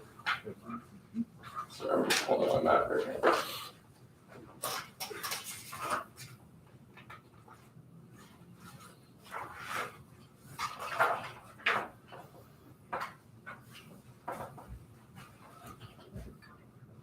Yeah, okay. Yeah, I believe that, so 300 South. Thank you. Understood. So the question was whether it be less utilized. Right, is that going to be, I guess I'm just trying to understand where Mr. Hope's coming from about that road being more narrow. I just didn't know if that was a road that's going to get the same amount of use as everything else. It's going to be a little less used. What, if you know? Yeah, so as of right now, that is similar to the permit plan. This is a layout that's based off of really getting access to the properties that we have signed. When we have finalized the design, there may not ultimately be, as some of these roads may not actually end up being used. But obviously we want to bond over all of it, and so this is really kind of like a maximum scenario. I can say right now, given our where we're looking at panels currently in our designs, still in the works, but there's very little that is anticipated to go particularly north of the railroad at this moment. That could change, but as of right now, to answer your question specifically, there isn't too much traffic we would anticipate up there. Commissioner Stefano, you have any comments? No, not at this time. I mean, I hear everybody's concerns and point of contact. I know how important that is to the landowners. Absolutely. Very important. You have to communicate with them. I do have one question. Is there gonna be like a office site location where a project manager would be in case somebody Yes. has a. Yep, so, centrally located to the project, we'll have our, what we call a laydown yard. Typically there will be, really, like a construction trailer, one for EDP and one for whichever, engineering contractor we hire to perform the work. And that is really the place that we, advise folks to go to as a, if we need an immediate point of contact for the company, we always have a project manager on site. Okay, yeah, that'd be good. That way there's somebody on site if somebody has a question. Yeah, and the construction project manager is, who will designate as the contact as well.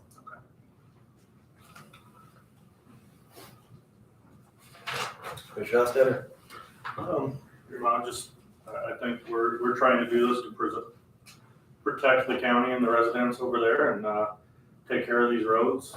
But at the same time, give people the ability to do what they want with their property. And the people that lease their property, want these, individuals to come in there and put these panels in. And we don't want to stand in the way. We just want to try to protect, our roads and citizens to the best of our ability. And I think I've been clear when I've met with the EDP folks and other solar bodies that myself, I neither am supporting or opposed to these projects. I want the landowners that have decided to contract with them to do as they wish with their property. And I'm with Commissioner Hostetter that we're just trying to protect the assets that they may use on that. Where will this transportation coordinator be located? Essentially to the project. At the Dove? Yeah, so they'll be at, they'll be at the They will be construction on the trailer. site? Yes, sir. So is this a 9 to 5 operation, 24 hours, or same with the heavy traffic? Is that gonna be 9 to 5 daytime hours or night or what? Generally speaking, yes, it is it's daytime. It's not like they're gonna be out there 24 hours a day. So it'd be mostly say 6 in the morning, 5 in the evening? Yeah, that's The about most right. part. So that's when the coordinator would be there too? That's when, most likely that's when they would be, or they would be somewhere around site, but we're always gonna have an admin or someone in the office that can get you to the right person. But the construction, they'll be working 24 hours probably. They don't typically work 24 hours unless they're really trying to make some sort of deadline, but it would be very atypical for them to be working around the clock. Okay. All right, so is there any other public comments? Otherwise, we're gonna close the public comments. Anything from the council members? Okay. So I think what we've heard and what I would be comfortable with, and Mr. Wendell, you can speak up if you think otherwise, that I'm satisfied with the agreement as I've read it. The couple of changes or questions I've had have been run through legal, have run through the EDP folks. I think that if we would add, I guess I would be prepared to accept the road use agreement document as long as they would add the Jasper School Corporation and possibly the other fire departments that may serve that area as being notified parties. And also, if we would add to this agreement that notification be given to all residents, landowners in that area prior to construction, that would have both a website of some sort where they can keep up on conditions and the address of where the project manager will be located. Does that sound palatable to EDP? Absolutely. Does that sound reasonable to the Communication's the key. this group? Yeah. So, Mr. Schneider, does that sound like an agreement we can make, that we will sign pending those additions? Yes.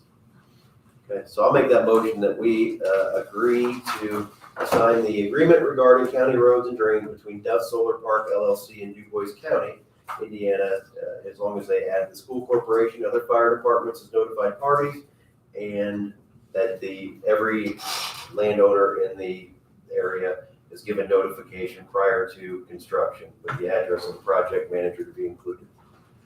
I'll second. Okay, we have a first and a second. Any other discussion? No. All in favor of the motion, say aye. Aye. Aye. Motion carries.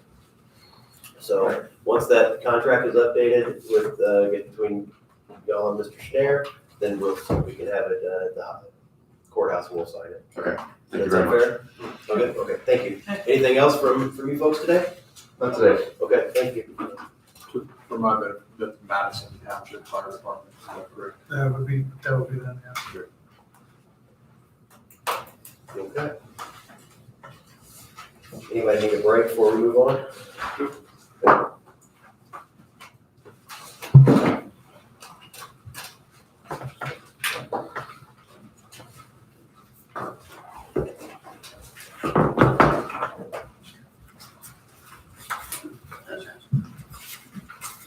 Does the auditor have anything to discuss about the encumbrances, or we just wrote it for I them only?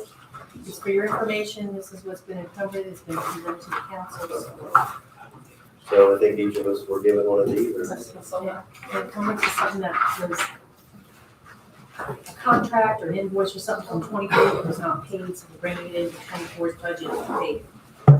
It's a substantial amount of money, but the main part of that is because some of it is with the jail project, and some of it is with the ambulances and the American Rescue Plan dollars. So there's quite a bit there. Anybody have any questions or anything to Yeah, work they had with? to have the money in their line item and not expend it, so they can't just bring it over and say, it had to be there in their other, in the three budget to pay for. Wow, okay. So are you all okay with this? Or you want to see it? See it?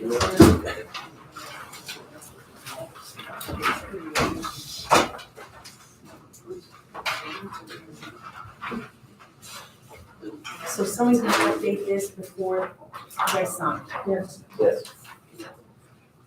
So we have, So that's not this part of it, it's just this part. do you need to call? Right, this is different, it's just that part. So this is So I gonna just be, went with that out here.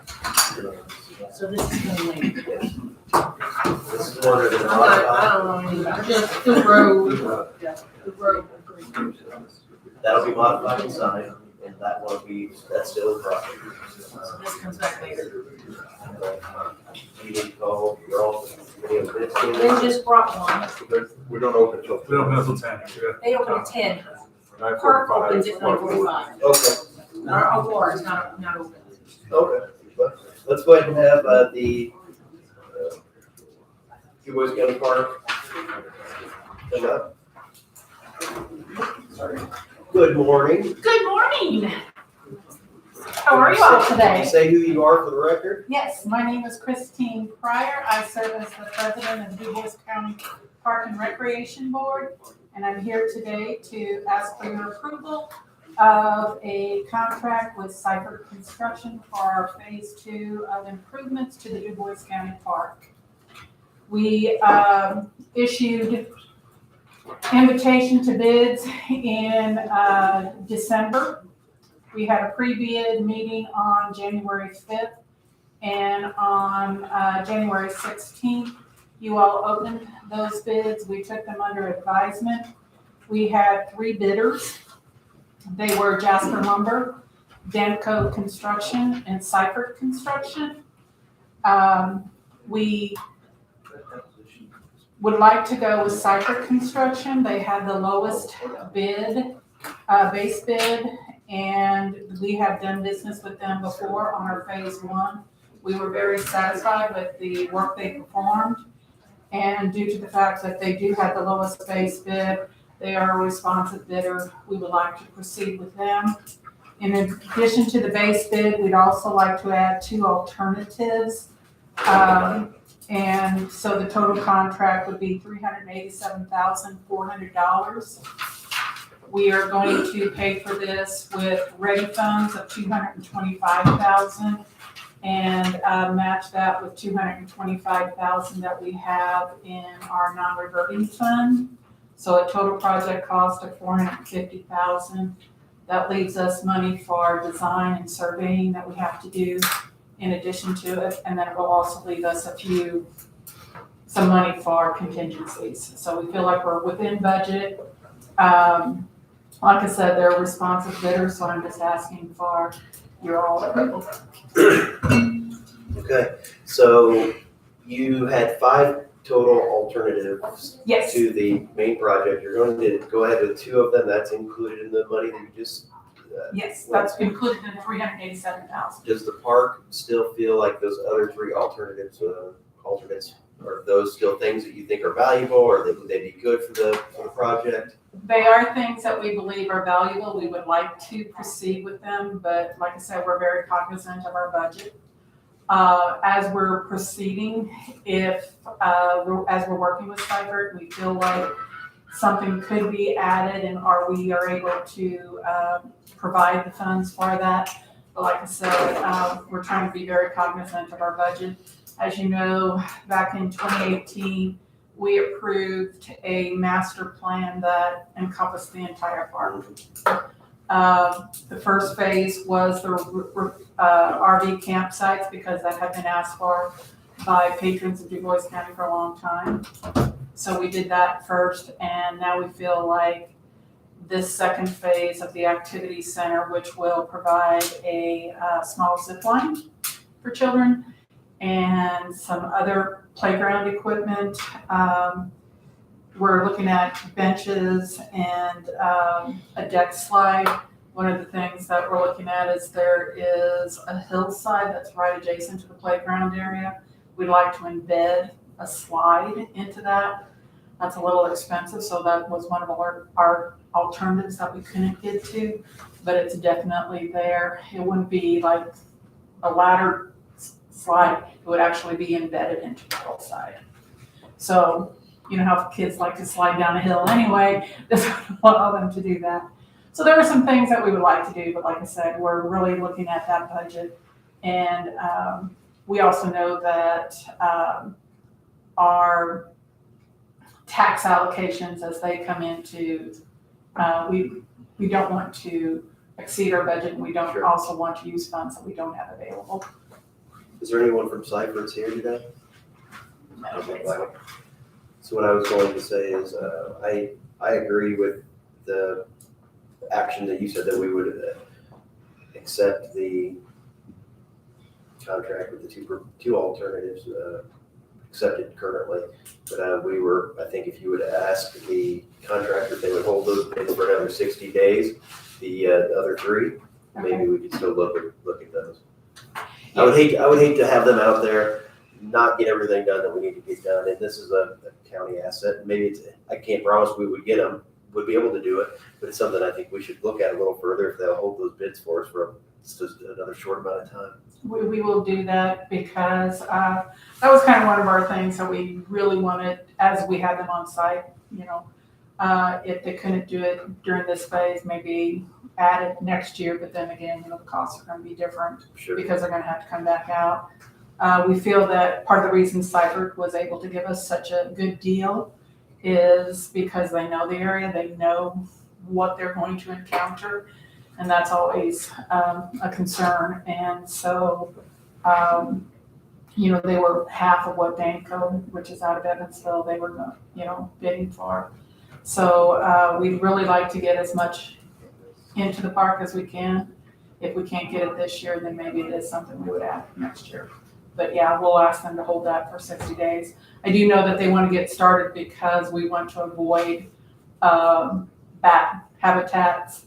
And there's a couple of trees that are going to have to come down. I think one or two of them are almost dead, so it's time for them to be removed anyway. And so that we can avoid the bat season, we want to get those down as soon as possible.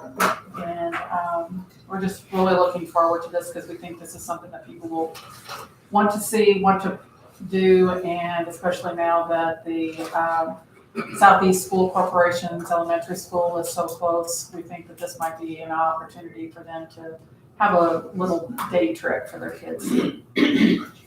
So you're talking about alternate. We are talking about alternate number 3, which is install benches, spinners, and shrubs, and alternate number 2, which is install the embankment slide and wood deck. So we'll invite you guys out, and you guys can. I have install embankment slide and wood deck as number 5. It's alternative number 5, but when they were given, they were not given in the priority that we wanted them. So our priorities was number 3 is our first priority, number 5 is our second priority. So those are the 2 that we would add. So this page, I'm reading his paper. Yeah. So you said zip line, that's alternate number 1 on here. That's alternate number 1, but that's an additional zip line play feature. Okay, so that doesn't count with this. Yeah, that's an alternate that was number 3 that we weren't won't have in our budget unless we come up with another 40,000. So on this paper, it's alternate number 3 is install benches, spinners, and shrubs, and number 5, install embankment, slide, and wood deck. Correct. And those are the two that you do want. Those are the two that we want in the contract now. And we're asking them to hold. I just want to make sure I was, because she said something about a zip line, that's why I thought she. Yeah, Yeah, alternatives 1, 2, and 4, we're gonna ask them to hold for 60 days to see if we can find a way to make it happen or not. yes. And like I said, what we did is we went through those alternatives. And part of the reason we did the alternatives is we were concerned that if we wanted everything, it wouldn't be in the budget, but at the same time, we wanted to know if there were things out there that we could do. And so, after we got the bids and everything, we prioritized what we wanted. Number 3 and number 5 were our first two. Any questions from the board? No, just keep us in the loop. We will, and I do appreciate all your support. I think that we've come a long way in the last few years, and it's because you guys are willing to support us and help us with what we need to get it done, and I hope you guys take the time to go out there and look at it. I enjoy going out there for sure. All right? All right, so let's, we didn't officially do it yet, so I'll move that we approve the contract as it was presented from Seifert, including alternate 3 and 5. Second. Any other discussion? All in favor, say aye. Aye. Aye. That motion carries. So do we have a copy of the official one that you want us to sign? No. Our landscape architect will work with Greg to get that all together, and we'll get that to you probably within the week. Should we allow them to sign it on our behalf, or do we want to look at it again? We'll need a Yeah. copy of it. I will definitely get you a copy. Do you recall who signed it the last time for phase 1? I don't recall. I think that maybe you guys did. I think I signed the contract with the architect and surveyor, but I think you guys signed the construction contract. It was not, Since it was not a hassle. I guess you get the auditor, we'll go down to the courthouse and sign it, Okay, whenever it's available. okay. Yes, thank you. Thank you. Appreciate your efforts out there. What was the final one? 3, was it 387, 400? 387.4, yes. We have a few minutes yet on the highway bid open.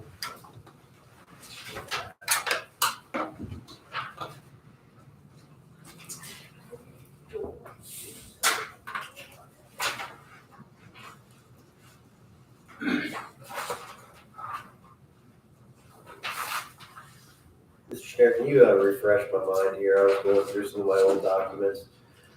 We have a county purchasing policy ordinance we talked about last March. Yeah. And was that something that we needed to update or we didn't? Because there was a $25,000 threshold for small purchases. We were going to adjust that to $50,000. Have we done that? We have not. Okay, so is that something we still need to do? Yes, sir. I have not done it. Okay, and then has the code changed on what qualifies for no quote or bids and those various things you sent us before? Do you think any of that has changed in the last year? No. For the 25 and 50 and the 1. Yes. They've changed for different entities, not the county. They changed for like schools or not. Yeah, so anything over 150 is a sealed competitive bid, quotes for 50 to 150, regular purchases under 50,000, no Correct. bid process. And the discussion was, is anything under that 50 threshold, some, we can just say if it's below X, and that's kind of how we were treating our current ordinances. If it's below 25, you can do it. If it's between that 25 and 50 threshold, then you need to come in and get approval for it. Yes. So you're saying we can make our local policy more restrictive and we're okay? Yes. So it doesn't really change anything? It does not, no. So again, anything that's under 50, we can adopt a policy to do how we want to do it. It's a small purchase policy. Currently, it's below 25, you can do is you sort of choose anything from 25 to 50. I've directed the different department heads that they need to come here to get that. Does the board think we need to make any changes or just let it go? Or do you care? Whatever. It's fine. I don't remember exactly why it was brought up or why. It was brought up originally because, we've interpreted, because originally it was 25,000 was a small purchase. But then the code changed to 50,000. But the way our ordinance is written, we can make it work still that says if it's under 25, that's a small purchase. Our policy as the county, but anything between the 25 and 50, you need to come here and get permission. So Steve wanted to buy a mower component, it was $24,000, he can do that if it's budgeted. If it's $26,000, he needs to come in here and make sure that we approve that. Correct. As a state. And the process we want him to go through. I'll put this in my filing cabinet, we can just let it go unless you wanna, I don't find any reason we need to update it. Okay. Unless somebody else has different. No, sure. We're good? Okay, I'm good. I just keep stuff in the to-do file until it's done, I didn't think it was ever done, so I wanted to bring it up again. So we'll call that one done.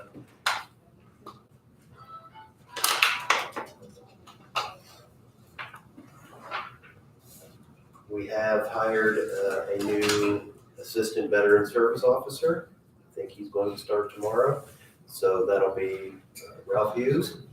So Ralph is a well-known person in the community. He's had a good military career. He's well worked for some local companies, and we interviewed him a couple times. And we had a lot of great applicants, but I think he's going to really do some good things for our veterans. Is his last name? That's the assistant, so. Right, basically do a lot of administrative work and be the front face when veterans come into the Veteran Service Office. Sure. So I think he'll do a great job at that, and looking forward to working with him tomorrow. He's passed all the preliminary things that we need to do, and he's worked with Marky, so I think we're ready to bring him in. He's excited to work with the local veterans to get benefits to people that are. Sounds great.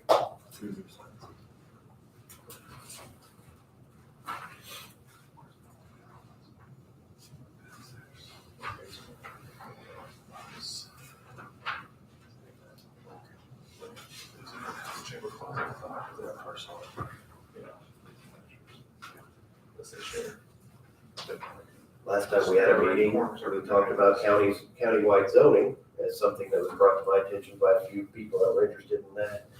And so I'm continuing to look into that a little bit, but I did get an interesting phone call from a county, Southern Indiana County last week, and they stated that they have zoning now, and they're considering getting out of it because it's been more expensive and more hassle than it's been worth.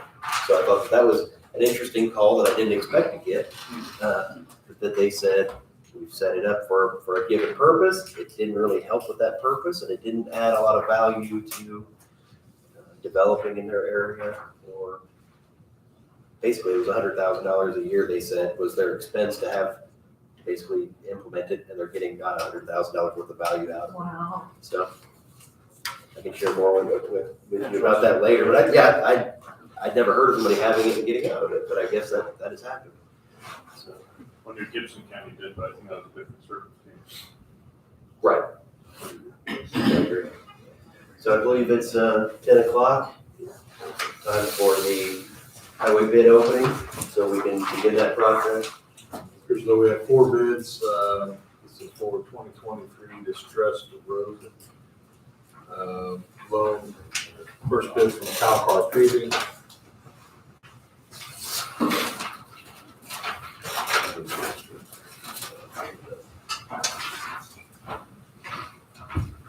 That bid is in the amount of $1,054,940.70.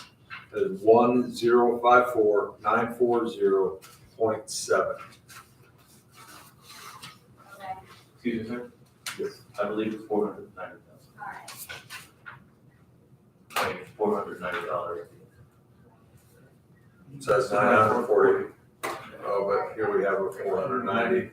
So type versus numerical. I can't remember what our rule is. So we do have thank you for pointing that out, a It is typed down as $1,054,490.70. I will need to research which one of those numbers is the appropriate bid.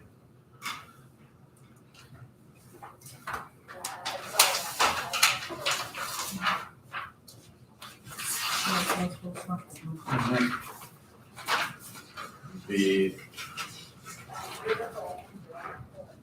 second bid is from E&B Paving.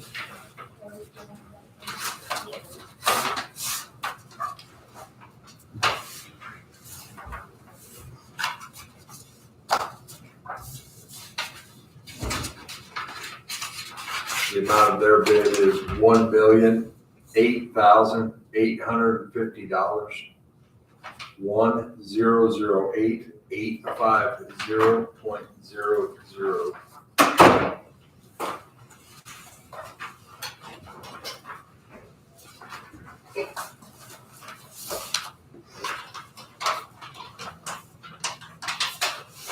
Next bid I will open is from J.H. Rudolph and Company.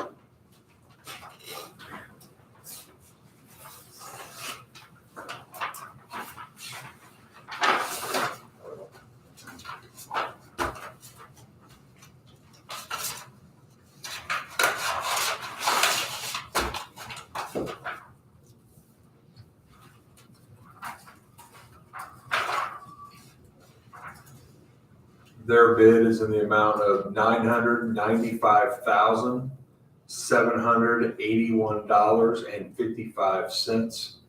995,781.55.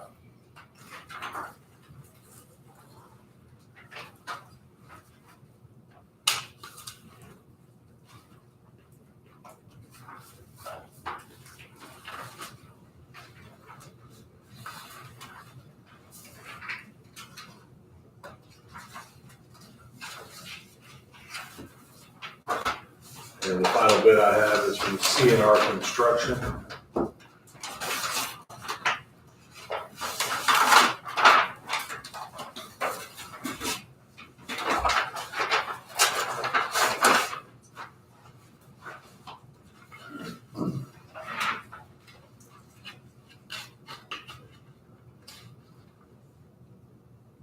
The bid is in the amount of $931,292.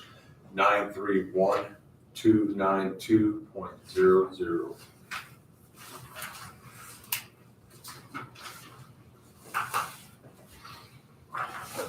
That is all of our bids. So we'll take the bids under advisement, something available for public review. Downstairs for a little while.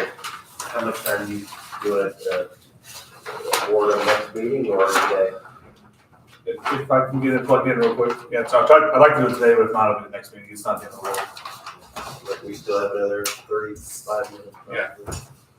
Okay, those will be available for anyone in attendance wants to see them. Yep. Mr. Blanchard.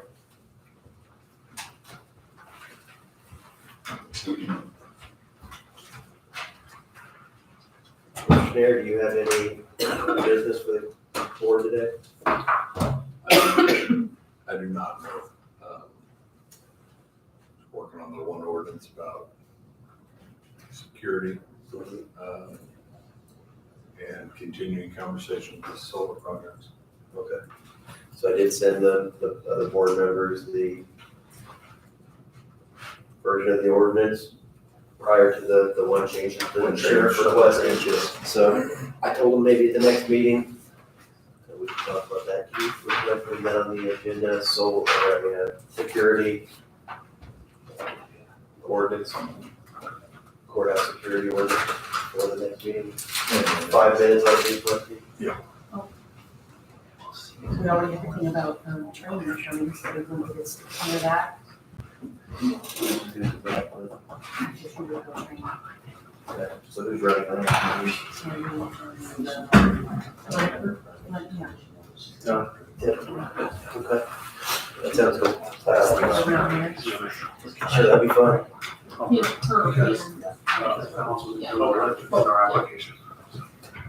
Did you guys participate? You weren't here probably last time we did it. It's pretty. Yeah, because Elma was in our office and helped jump off the balcony with us. It was, I mean, it was pretty good role play. I mean, it was immersive and we Well, went. that's how we exited, we went out off our balcony. And he happened to be in our office when we did it, so that's why she wouldn't hear him. Okay. Absolutely. But it's gonna come up on the February 14th. February 20th.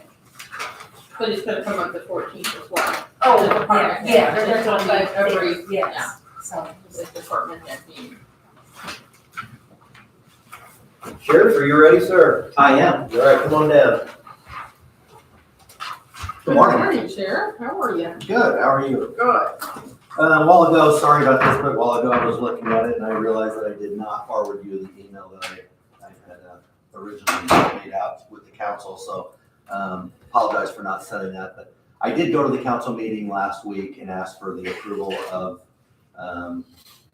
$217,728 for 4 2024 Durangos, and that also includes any fees that we need to have for removal of old equipment, pushed in the new one, and new equipment. So that would take care of 4 vehicles. More than likely, it's gonna be enough money to do more than enough. So hopefully we'd have enough left over, or have some left over to actually return, but just to be on the safe side, that's what I asked for. So my goal is right now today, obviously the vehicles are not done, so it's subject to change, but as of today, it would be, we would trade in 3 2019 Dodge Chargers and a 2017 Explorer for those 2024 Durangos that I asked the council approval for. I know we're kind of doing this backwards this year. But You said one Explorer? one 2017 Explorer. I didn't. Yeah. Now that is, like I said, it's subject to change when the vehicles are done. If one of those, if we have another car that we deem probably needs to go before one of these, we'll make that adjustment. But that, as of today, those would be the 4 that would be subject to change, or subject to trade-in, sorry. Also, I would like to buy 2 Chevy Tahoes out of my commissary account and trade in a 2020 Chevy Silverado and a 2016 F-150 that I intend to keep. It's a fairly good truck yet. We can always use a truck on our, just at the department for maintenance for Joe Commander when he does kitchen runs and stuff like that. He usually purchases our bread separately than having it delivered. So just items like that where he can utilize a truck, and we always seem like we have occasionally where we have a lot of evidence, big evidence, so we just be handy to keep a truck. So with all that said, we would be increasing our fleet by 1 unless we traded in another vehicle that I don't foresee trading in at this point. But it would be trading in those 3 Chargers and Explorer for the 4 Durangos, and then the 2020 Silverado would be traded in on one of the 2 Chevy Tahoes. So we'd purchase 2 there and trade in 1. Does that make any sense? That was quick. I think I got it, but That if was a you quick would. overview. You have that in your head. If you would still forward the email that you were talking, Yeah. that you gave me, then that way we have it for the future.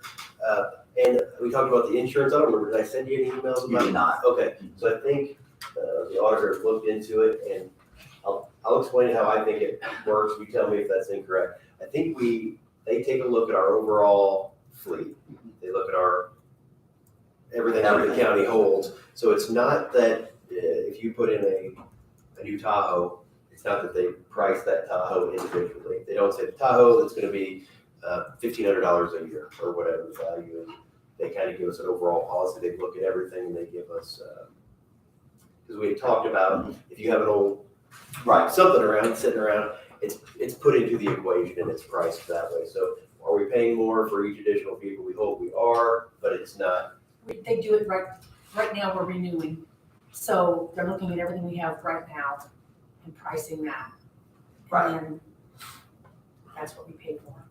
Under that, But it's not like if you get rid of the one car that you have, that we save an X number of It dollars. just, Next it's not year, like we a come to phone the policy. right. So, because my concern with the sheriff was holding on to vehicles that get limited use. We didn't know if they were paying, for example, if he had that Silverado, and they said they're only gonna give him $1,000 for it, he said, well, we'll get $1,000 worth of use out of it. I wanted to make sure we weren't paying $1,000 for insurance on that thing for the next year, and we just go down the full picture. And that's what had happened a couple of years ago when I was going to trade in the Ford Taurus. And they barely gave us, they didn't give us hardly anything for a trade-in, so we decided to just take all the stripes off of it, make it a civilian car so the jailers can take that to training. New deputies can take it to the academy and it's not marked or anything like that. Because it was worth more to us than trading it in for nothing, so. And that's what just led to that discussion. Sell them on Go Fuels. Do what? Yeah, we Sell them on Go Fuels. You can. We can, yeah, we can.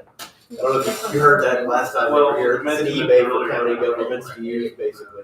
So if we have excess items, we can sell them. I know how trade-ins typically work when you don't get Yeah. much for them. It's nice to know if it does come in.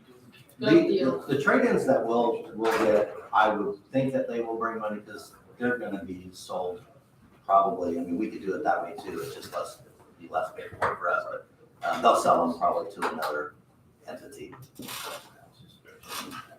So I think I'm okay with what the sheriff has proposed this year. Mr. Kleesner and I met with him and went over it. I think next year in January, the sheriff will come to us first. He'll have a inventory list and say, this is what I think I'm gonna do. I wanna buy 4 vehicles. These are the ones I'm replacing. And then we'll say, great, and they'll go to the council and get the funds. So I think we have a process. Sort of a rotation at Yeah. that point. We're in the process. I have to advertise for February meeting and then they'll approve it at the end of February, so don't purchase until the end. No, like I said, they're not even, I haven't got any word of the make date or anything like that. So as of right now, there's no cars available to purchase, so. So I'll move that we approve the vehicle purchases that the sheriff has presented today. 4 vehicles from the county funds and 2 from his commissary funds. That's an accurate, Sheriff. Yeah, so that's all I'm with. I'll second. Any other discussion? Nope. All in favor, say aye. Aye. Aye. Motion carries. Thank you, guys. Thank you, Sheriff. All right, take care.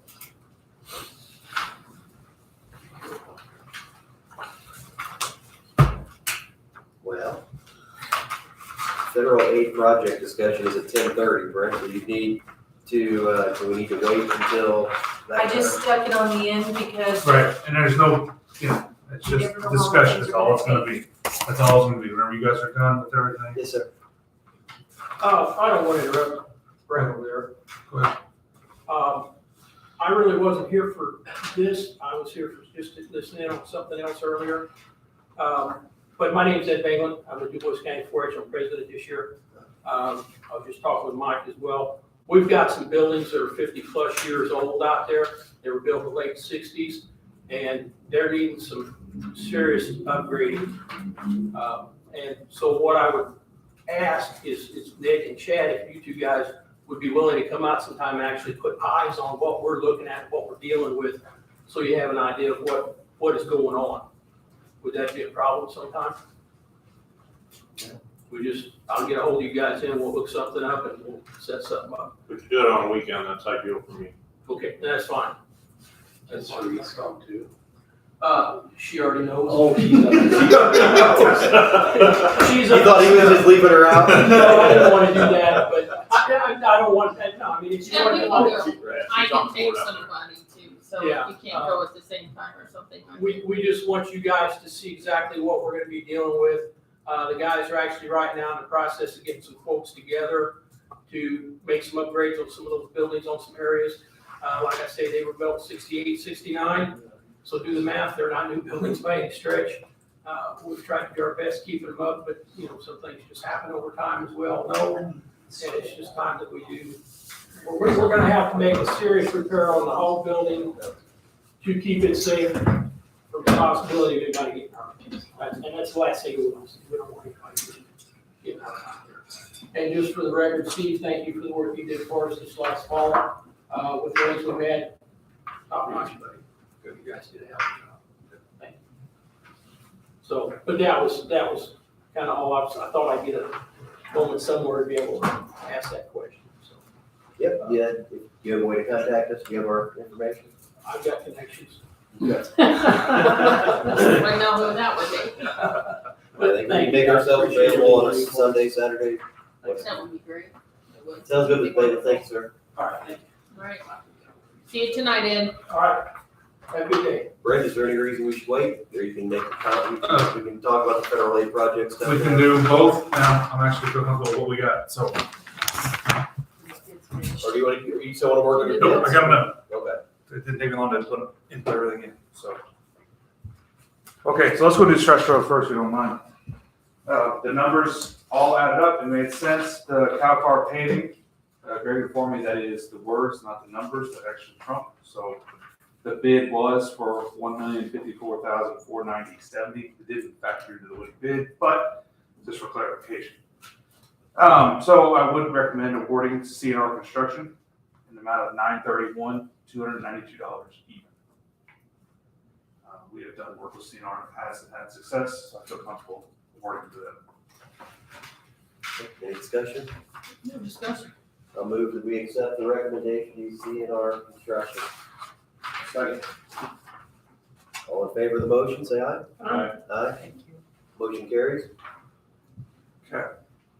As far as federal aid, how do we want to proceed?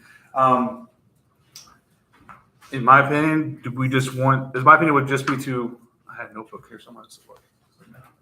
It would be to just start laying out projects, what you guys would like to see done, what you guys would like to have me put together preliminary budgetary numbers. That's what I recommend. I gave you guys, I forwarded everybody kind of what I was thinking about. You got more, less, however you guys want to do it, you let me know. I just would like to get some kind of, like I said, this really is a master plan. Is really what we're gonna call this. We're not bringing anybody in, we're gonna do it in-house, just create a list, organize a list, and then we can move forward. That's what I envision happening.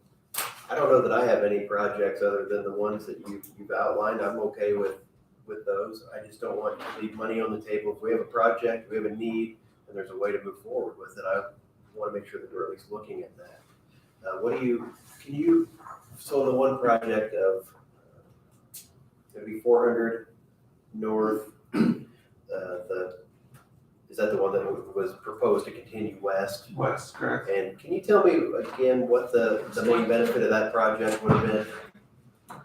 So currently, there's a lot of traffic coming down 56 heading east into Jasper.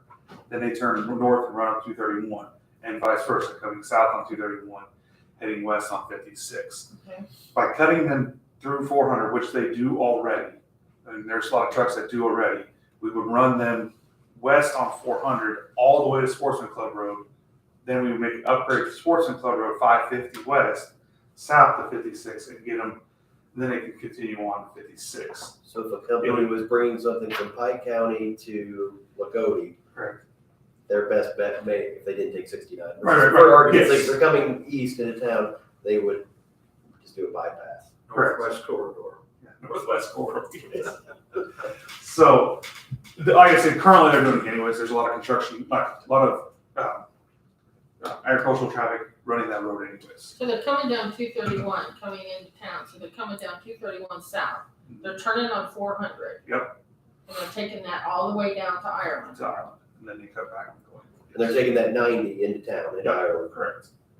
So, we originally discussed upgrading that road, that whole city, but then you're running traffic out of one municipality into a smaller, less adequate municipality road, if that makes sense. So we want to do it due diligence and create a true bypass and get them out of there. Yes. Then we need to run all those sports plus. Because if we run it to 500, I can't really support that, running it out. That doesn't make sense in my opinion. And we don't own any property, we don't own any right of way. This would all, there'd be acquisition, there would be. There's just nothing out of the ordinary. That's what federal aid is designed for. That's how it's done. And I think another thing to look at with this project would be to work with NDOT to potentially get 2 traffic lights. Right, correct, yes, At yes. each end of that work connects to 56 and 231, so it does flow traffic. Correct, yes. Completely agree. Have Four you- hundred either is of you already a busy intersection on 231. Yes, it is. Have either of you heard any additional, anything from NDOT about the upgrades that were announced in 231? No. I And have that's not. been, That was what, 2 it's years been a ago? huge announcement and then it's been silent since. That was done in 22, right? I think so. And then they did some, they did out here out there by the automobile places, so Sternberg and Lowers. They did those 2 intersection improvements, but then, yeah, I haven't heard a word. I think that work was done before this announcement even. It was done as part. If you look at the plan, those were in there. Or- Yeah, so you're right, yeah. So that plan was brought up to other boards and commissioners in the past. I don't know if that's something that's valuable. I guess it's valuable if you're a person that lives on 400, you don't want, or, not 400, if you want a road improvement in front of your house there, that's great, but again, you're gonna be encouraging more traffic. They get it anyway, that's the problem. They're getting it, yes. Residential If you spend time on for 400, you'll see it.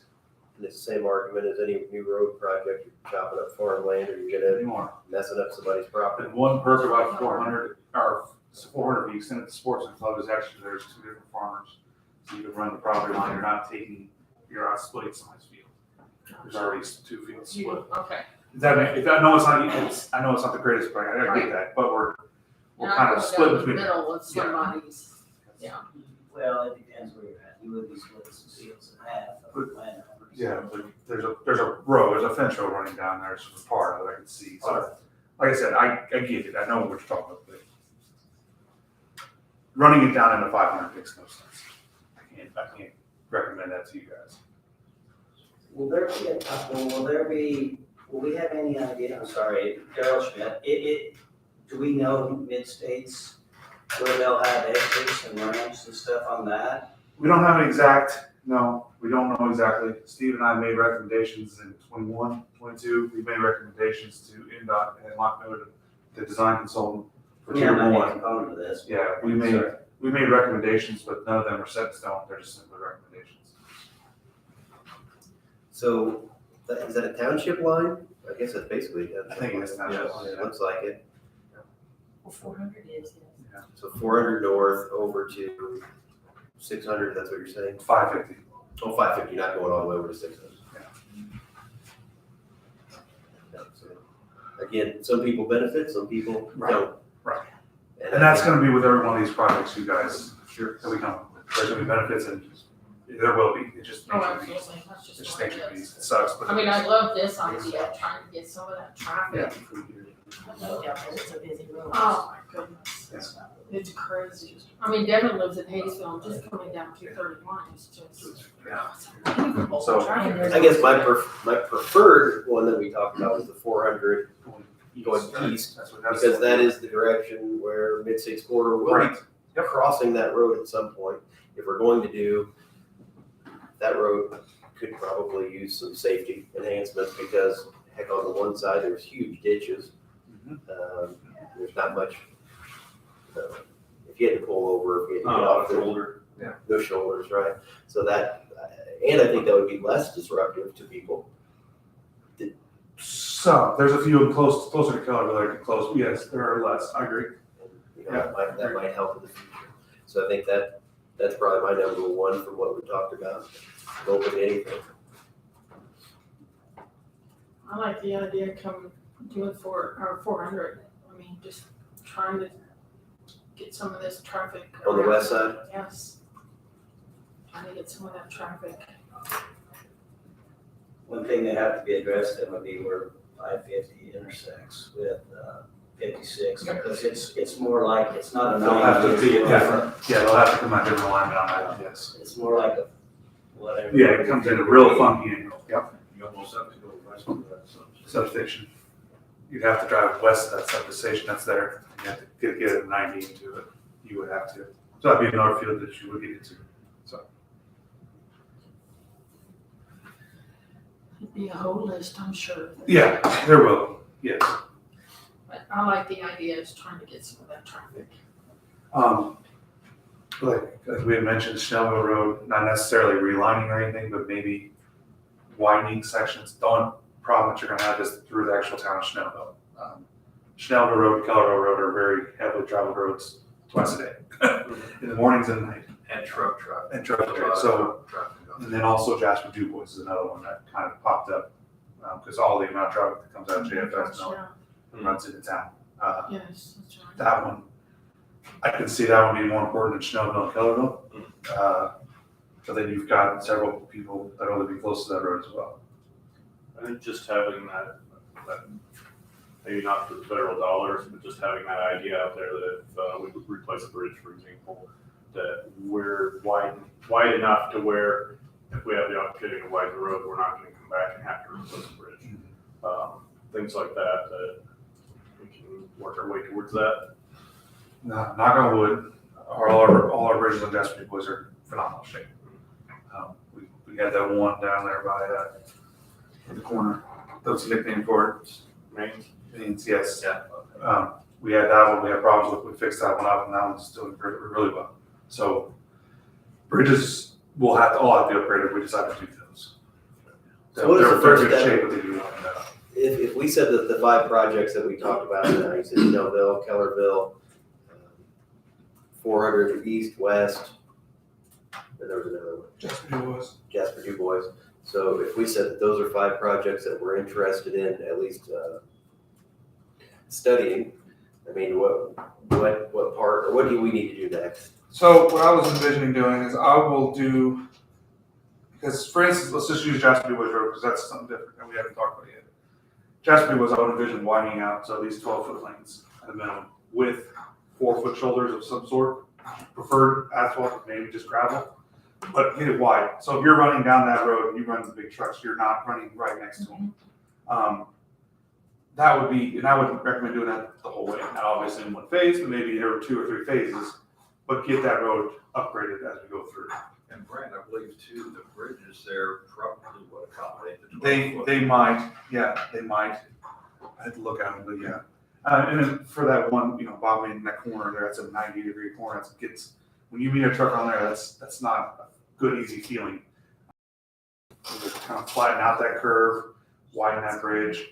Stein Bottom where you come in, that would be the other one that we have to worry about that intersection a little bit. So just things to look at there. So that's kind of what I'd be looking for, and I'd be pricing that all out. I think the discussion started because I've received an email, there's federal aid dollars, substantial ones at this time, and that'll probably dry up at some point. It will, and I think looking at those federal dollars are a fantastic idea. I just would like to have some projects that, hey, let's look at this one and do it. Give me some direction or a book to go with that I can start throwing numbers at, get some on board. From what you've heard today, which of these projects sound most valuable to you? Bypass the town, I think that would. The Ireland's project? Yeah. I agree. That was top of my list when I was going through that. And I think, we might be able to work interlocally with Jasper on that one. We would have to, yes. I think Jasper could benefit from that as well. Totally agree. So which portion of that is Jasper's Road? Is it from Portersville to Mill Creek. Yeah. to Mill From Creek, right? 230 That's their section, the rest of it's ours. From 231 to Mill Creek is roughly theirs. Oh, they have, I thought that was our part. No, we have the other side of 231. We have east of 231.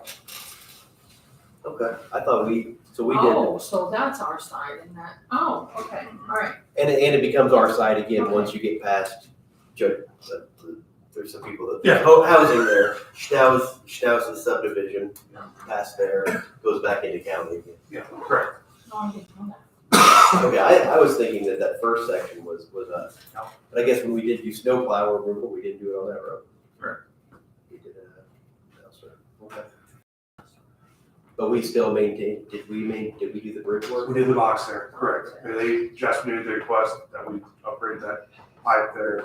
We decided the box would be better. So they made the request, since we have the King Bridge funds, and we use King Bridge funds to build that. says City of Jasper, because there, that road is unequal sizes. Yep. Because subdivision is wider, then it gets small again. Correct. Then it gets wide again on one side, it gets. And one side gets again. wide again, yep, you're exactly right, yes. I mean, I'd be open to looking at that one. I still think that the other one would be my preference, just because that's where Mid-State's coming, and I think from what, a little bit that I've heard there, that's where the off-ramp would be. Yeah, we specified there, yes, would have some kind of intersection there. So I don't think that's the highest priority today, but I think if that thing goes through, we're gonna say, Good job, oh, I Bob. wish we had that. It might be good to wait and see what those drawings and what the plan ends up coming into, and we can do something to, make that a lot better. That's part of it.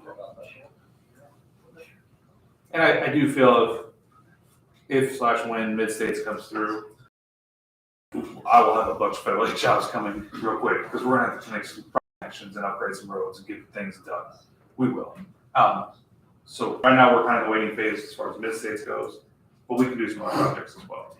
I do feel If a state or federal road came through Du Bois County at a certain point, and its footprint is 100 feet, and then how much on an off-ramp, how much is their responsibility that it turns into a local responsibility, do you know? I don't know if, I know it's negotiated. There's a lot of things that are good, there's a road that takes off, it comes at a different angle, and it's negotiable. There's no, yes, no, this amount. It's not they get the first 50 feet every project. It's negotiated out. So I don't know if there's a real, I've never really messed with that, so I'm open to it. But the way I understand it, it's negotiated out. And what is the pay percentage on one of these projects? The rule of thumb is 80% federal, 20% county. So that's where we would have to get the council's buy-in and make sure they're okay with financing these things before I start applying for them. There's two council members here, either of you have a comment, or would like to make a comment on any of this? Again, I think it's a great idea. I think the funds are there, funds. Right. Look into, because both are, all the road improvements that you mentioned, I think are good. Okay. Personally. Is there any discussion, I don't know where this potential major development is on the south side of the county? Oh, over Holland area? Is that something, I have no idea where that's at, is that something that we need to add to this list of projects? The way I understand it right now is they would access 161 just north of Holland, is the way I understand it. I don't know enough about it to say any more than that. Well, I just, I mean, I don't know how major a project that's gonna be, if you're Right. 200 homes, that's gonna obviously increase some traffic. Correct. You're very, yes. So I mean, in a big way. My only other reservation would be the unknown and the dollars tied to this regional sewer district. I just gave Mike an article. Petersburg is just working on completing a project of their wastewater plant. When it started, it was estimated to be 12 million, and the paper said it's gonna ultimately end up being a $21 million project. So, you know what I mean, if we're gonna commit stuff on a wish list, we have to, and I know we won't be to that point within the next year, where hopefully there'll be more clarity there. Right. But there's a lot of, I don't mean to be negative. A lot of uncertainty, Indiana has a $1 billion shortfall in their Medicaid. The federal deficit is gonna be $1 trillion just to pay the interest for 2024. And that would be my only thing, would be have to, for us local, would be that if we have an unexpected funding for the Mid-States corridor, would be something we have to talk about. Not Mid-States corridor, sorry, that'll get on the ball. Regional Sewer district, sorry. I misspoke there. What would you like from us next? So why don't we make this plan? Why don't I take these 5 projects we did talk about? So I want 400 east and west, those 2 projects there. Jasper Du Bois, which after talking and thinking about it, that might be the project, in my opinion, would be number 3, 2 or 3, depending on how we want to do 400 east. We want to wait until Mid-State we know more. We could probably do more on Jasper Du Bois. Kellerville and Schnellville, I think are 4 or 5, 4A, 5B, like be interchangeable just because they're busy roads that could be upgraded. let me get those 5 projects, kind of get a budgetary number of where those would sit. We can go from there. Sounds good. That work for you Works for guys? me, yes, sir. Okay. Appreciate the discussion, at least getting the first step going. Okay, so yeah, I'll get some budgetary numbers, I'll present them to you guys, we can say, yeah, let's do that, and then I can talk to them and say, hey, do we have, next round of funding, if I go out to this, is there any chance you guys would be willing to help fund it? So, Again, when somebody else is paying 80% of something, that Right. makes it a lot more attractive. Yep. What's the last federal aid project we did here? Kentucky Street. So, and then we do our bridge inspections for that later. That works. All right. Thank you. All of them was a big deal back in the Yeah. day. That was good. I think we go on and on. Yeah, but I just remember it was a big deal back then. Good problem, so. All right. Any public comment on any issues today? Saying no, we'll close the public comment. Mr. Schneider, anything else? No, sir. Anything in the auditor's office? I have nothing additional. Just a quick update on sewer district, we did have our IDEA meeting, well, I shouldn't say meeting, hearing. There's about 30 to 40 residents in attendance, there were a few questions afterwards, but in total it lasted maybe 30 minutes. And it was just informative. And so what's the next step with the project? Nick? More meetings, we're getting together with Jasper, I actually just set the meeting this morning for the 15th for Jasper. Try to get together and just be on the same page with them. Nothing. Are we gonna have monthly meetings again, or Yes. are they gonna still have them on the second Tuesdays, or? I believe that's the plan. I just wanna make sure the room's booked up. Cause I think we still have those. I probably need to double check with Keith just to make sure he's ready to go. Yeah. All right, we'll close the meetings. Thank you, everybody.